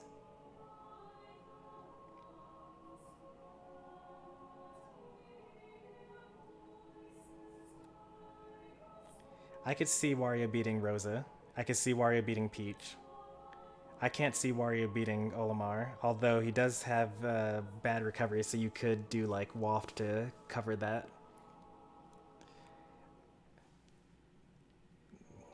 Can I see Wario beating Snake? I feel like that's even. And there's no way he beats Pac. And maybe it's like close to even with Rob. I don't think that he would just outright beats Rob. I don't know about Link. Like, I don't know enough about either character to say one way or the other.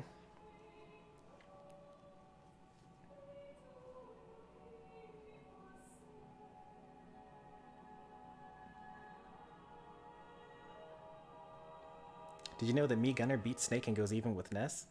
Mii Gunner's really good. I actually really like Mii Gunner. I've during the Smash World Tour, I started like following Captain Cito. I really enjoy watching Mii Gunner gameplay. Wherever Mii Gunner is, though, I stand by it. Where is Mii Gunner? C tier? Yeah, they're like the best zoner for sure. Really good at projectiles. Great nair, good down tilt, good up tilt. Forward tilt's pretty good as well. There's a lot of good counterplay though, like grenades and missiles. What's it called? Get broken by characters with good neutral layers. And just like Mithra just foresights through everything.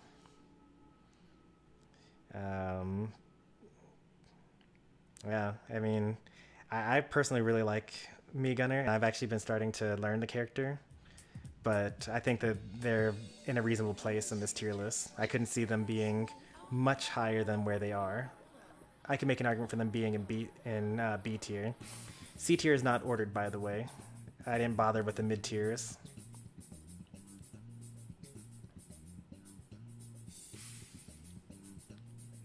So he uses, what is that? Charge shot, missiles, everyone, the standard up B, and then, is that reflector?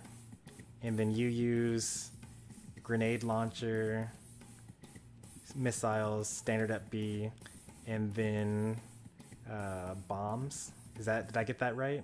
1-3-3-2 versus 3-3-3-1.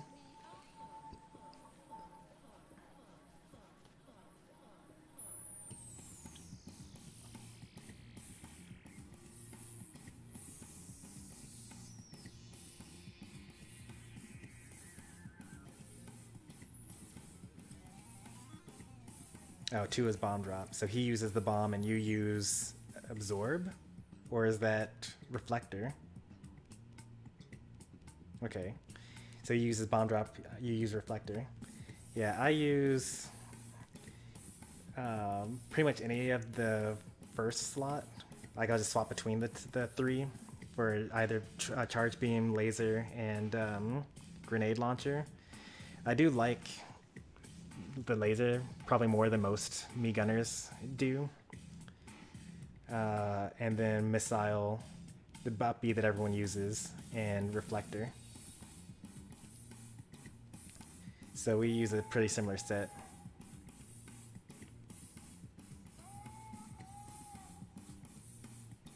Three is absorb, yeah. Absorb could be a good counter pick though. Like if you fought against like a Lucario or Wolf, or like, you know, basically if you can absorb it, it could be a good counter pick. But if you don't know what you're going up against game 1, reflector is just better for coverage. And you can use it to turn yourself around in the air and then use your forward airs to get closer to the stage and whatnot.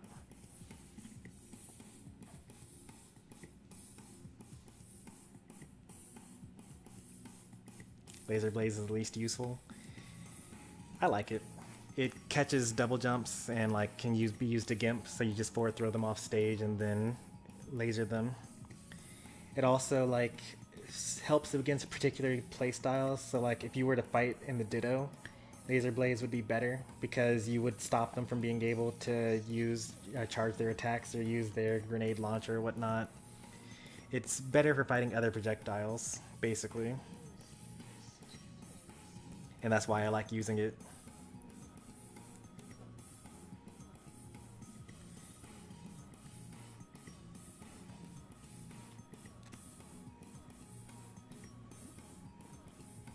It's all personal preference though. I actually like all 3 of them.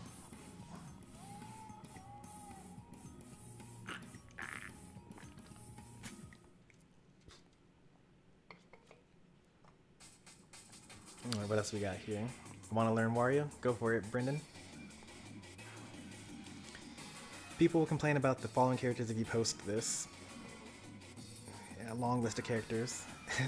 Yeah, all those characters, except for Link. So like, oh wait, Toon Link. No, actually, yeah, all those characters that you listed, I don't really care if people complain about them. They're already low tier, and they're not going to go up to A tier, so it doesn't really matter.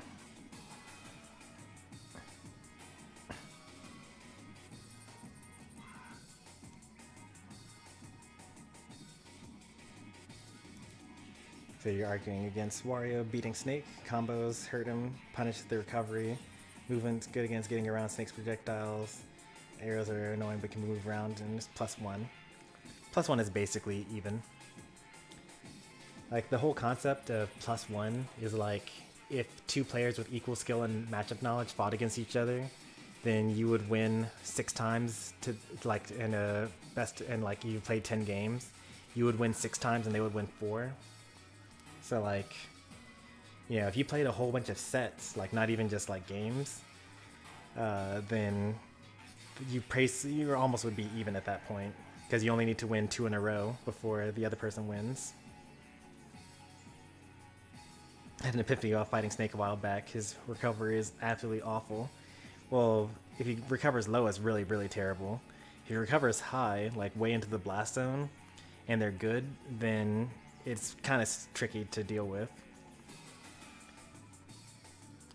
Because you got to deal with B reverse grenades, you have to deal with double B reverse grenades, you have to deal with, you know, Nikita, you have to deal with C4 dropping directly below them.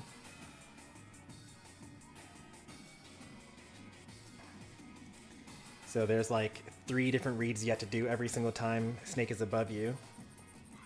And if you get it wrong, then he just recovers again. Or he actually, even worse, he actually just explodes you and then kills you off the top for trying to punish it.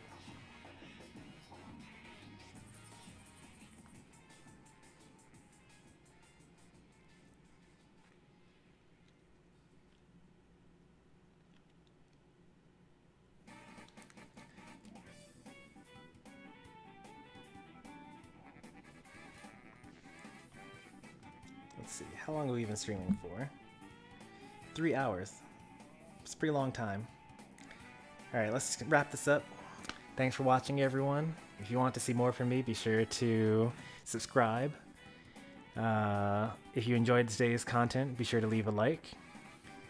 Tonight, I'll be playing some Smash, but I'll be ending it long before the New Year's, so it won't be that long. Tomorrow I'll play more Smash, though. And I also need to play some Unite today as well. Actually, I need to play some Unite right now, I think. Did I do my quest yesterday? Oh, I had to have, because I played Unite for so long yesterday.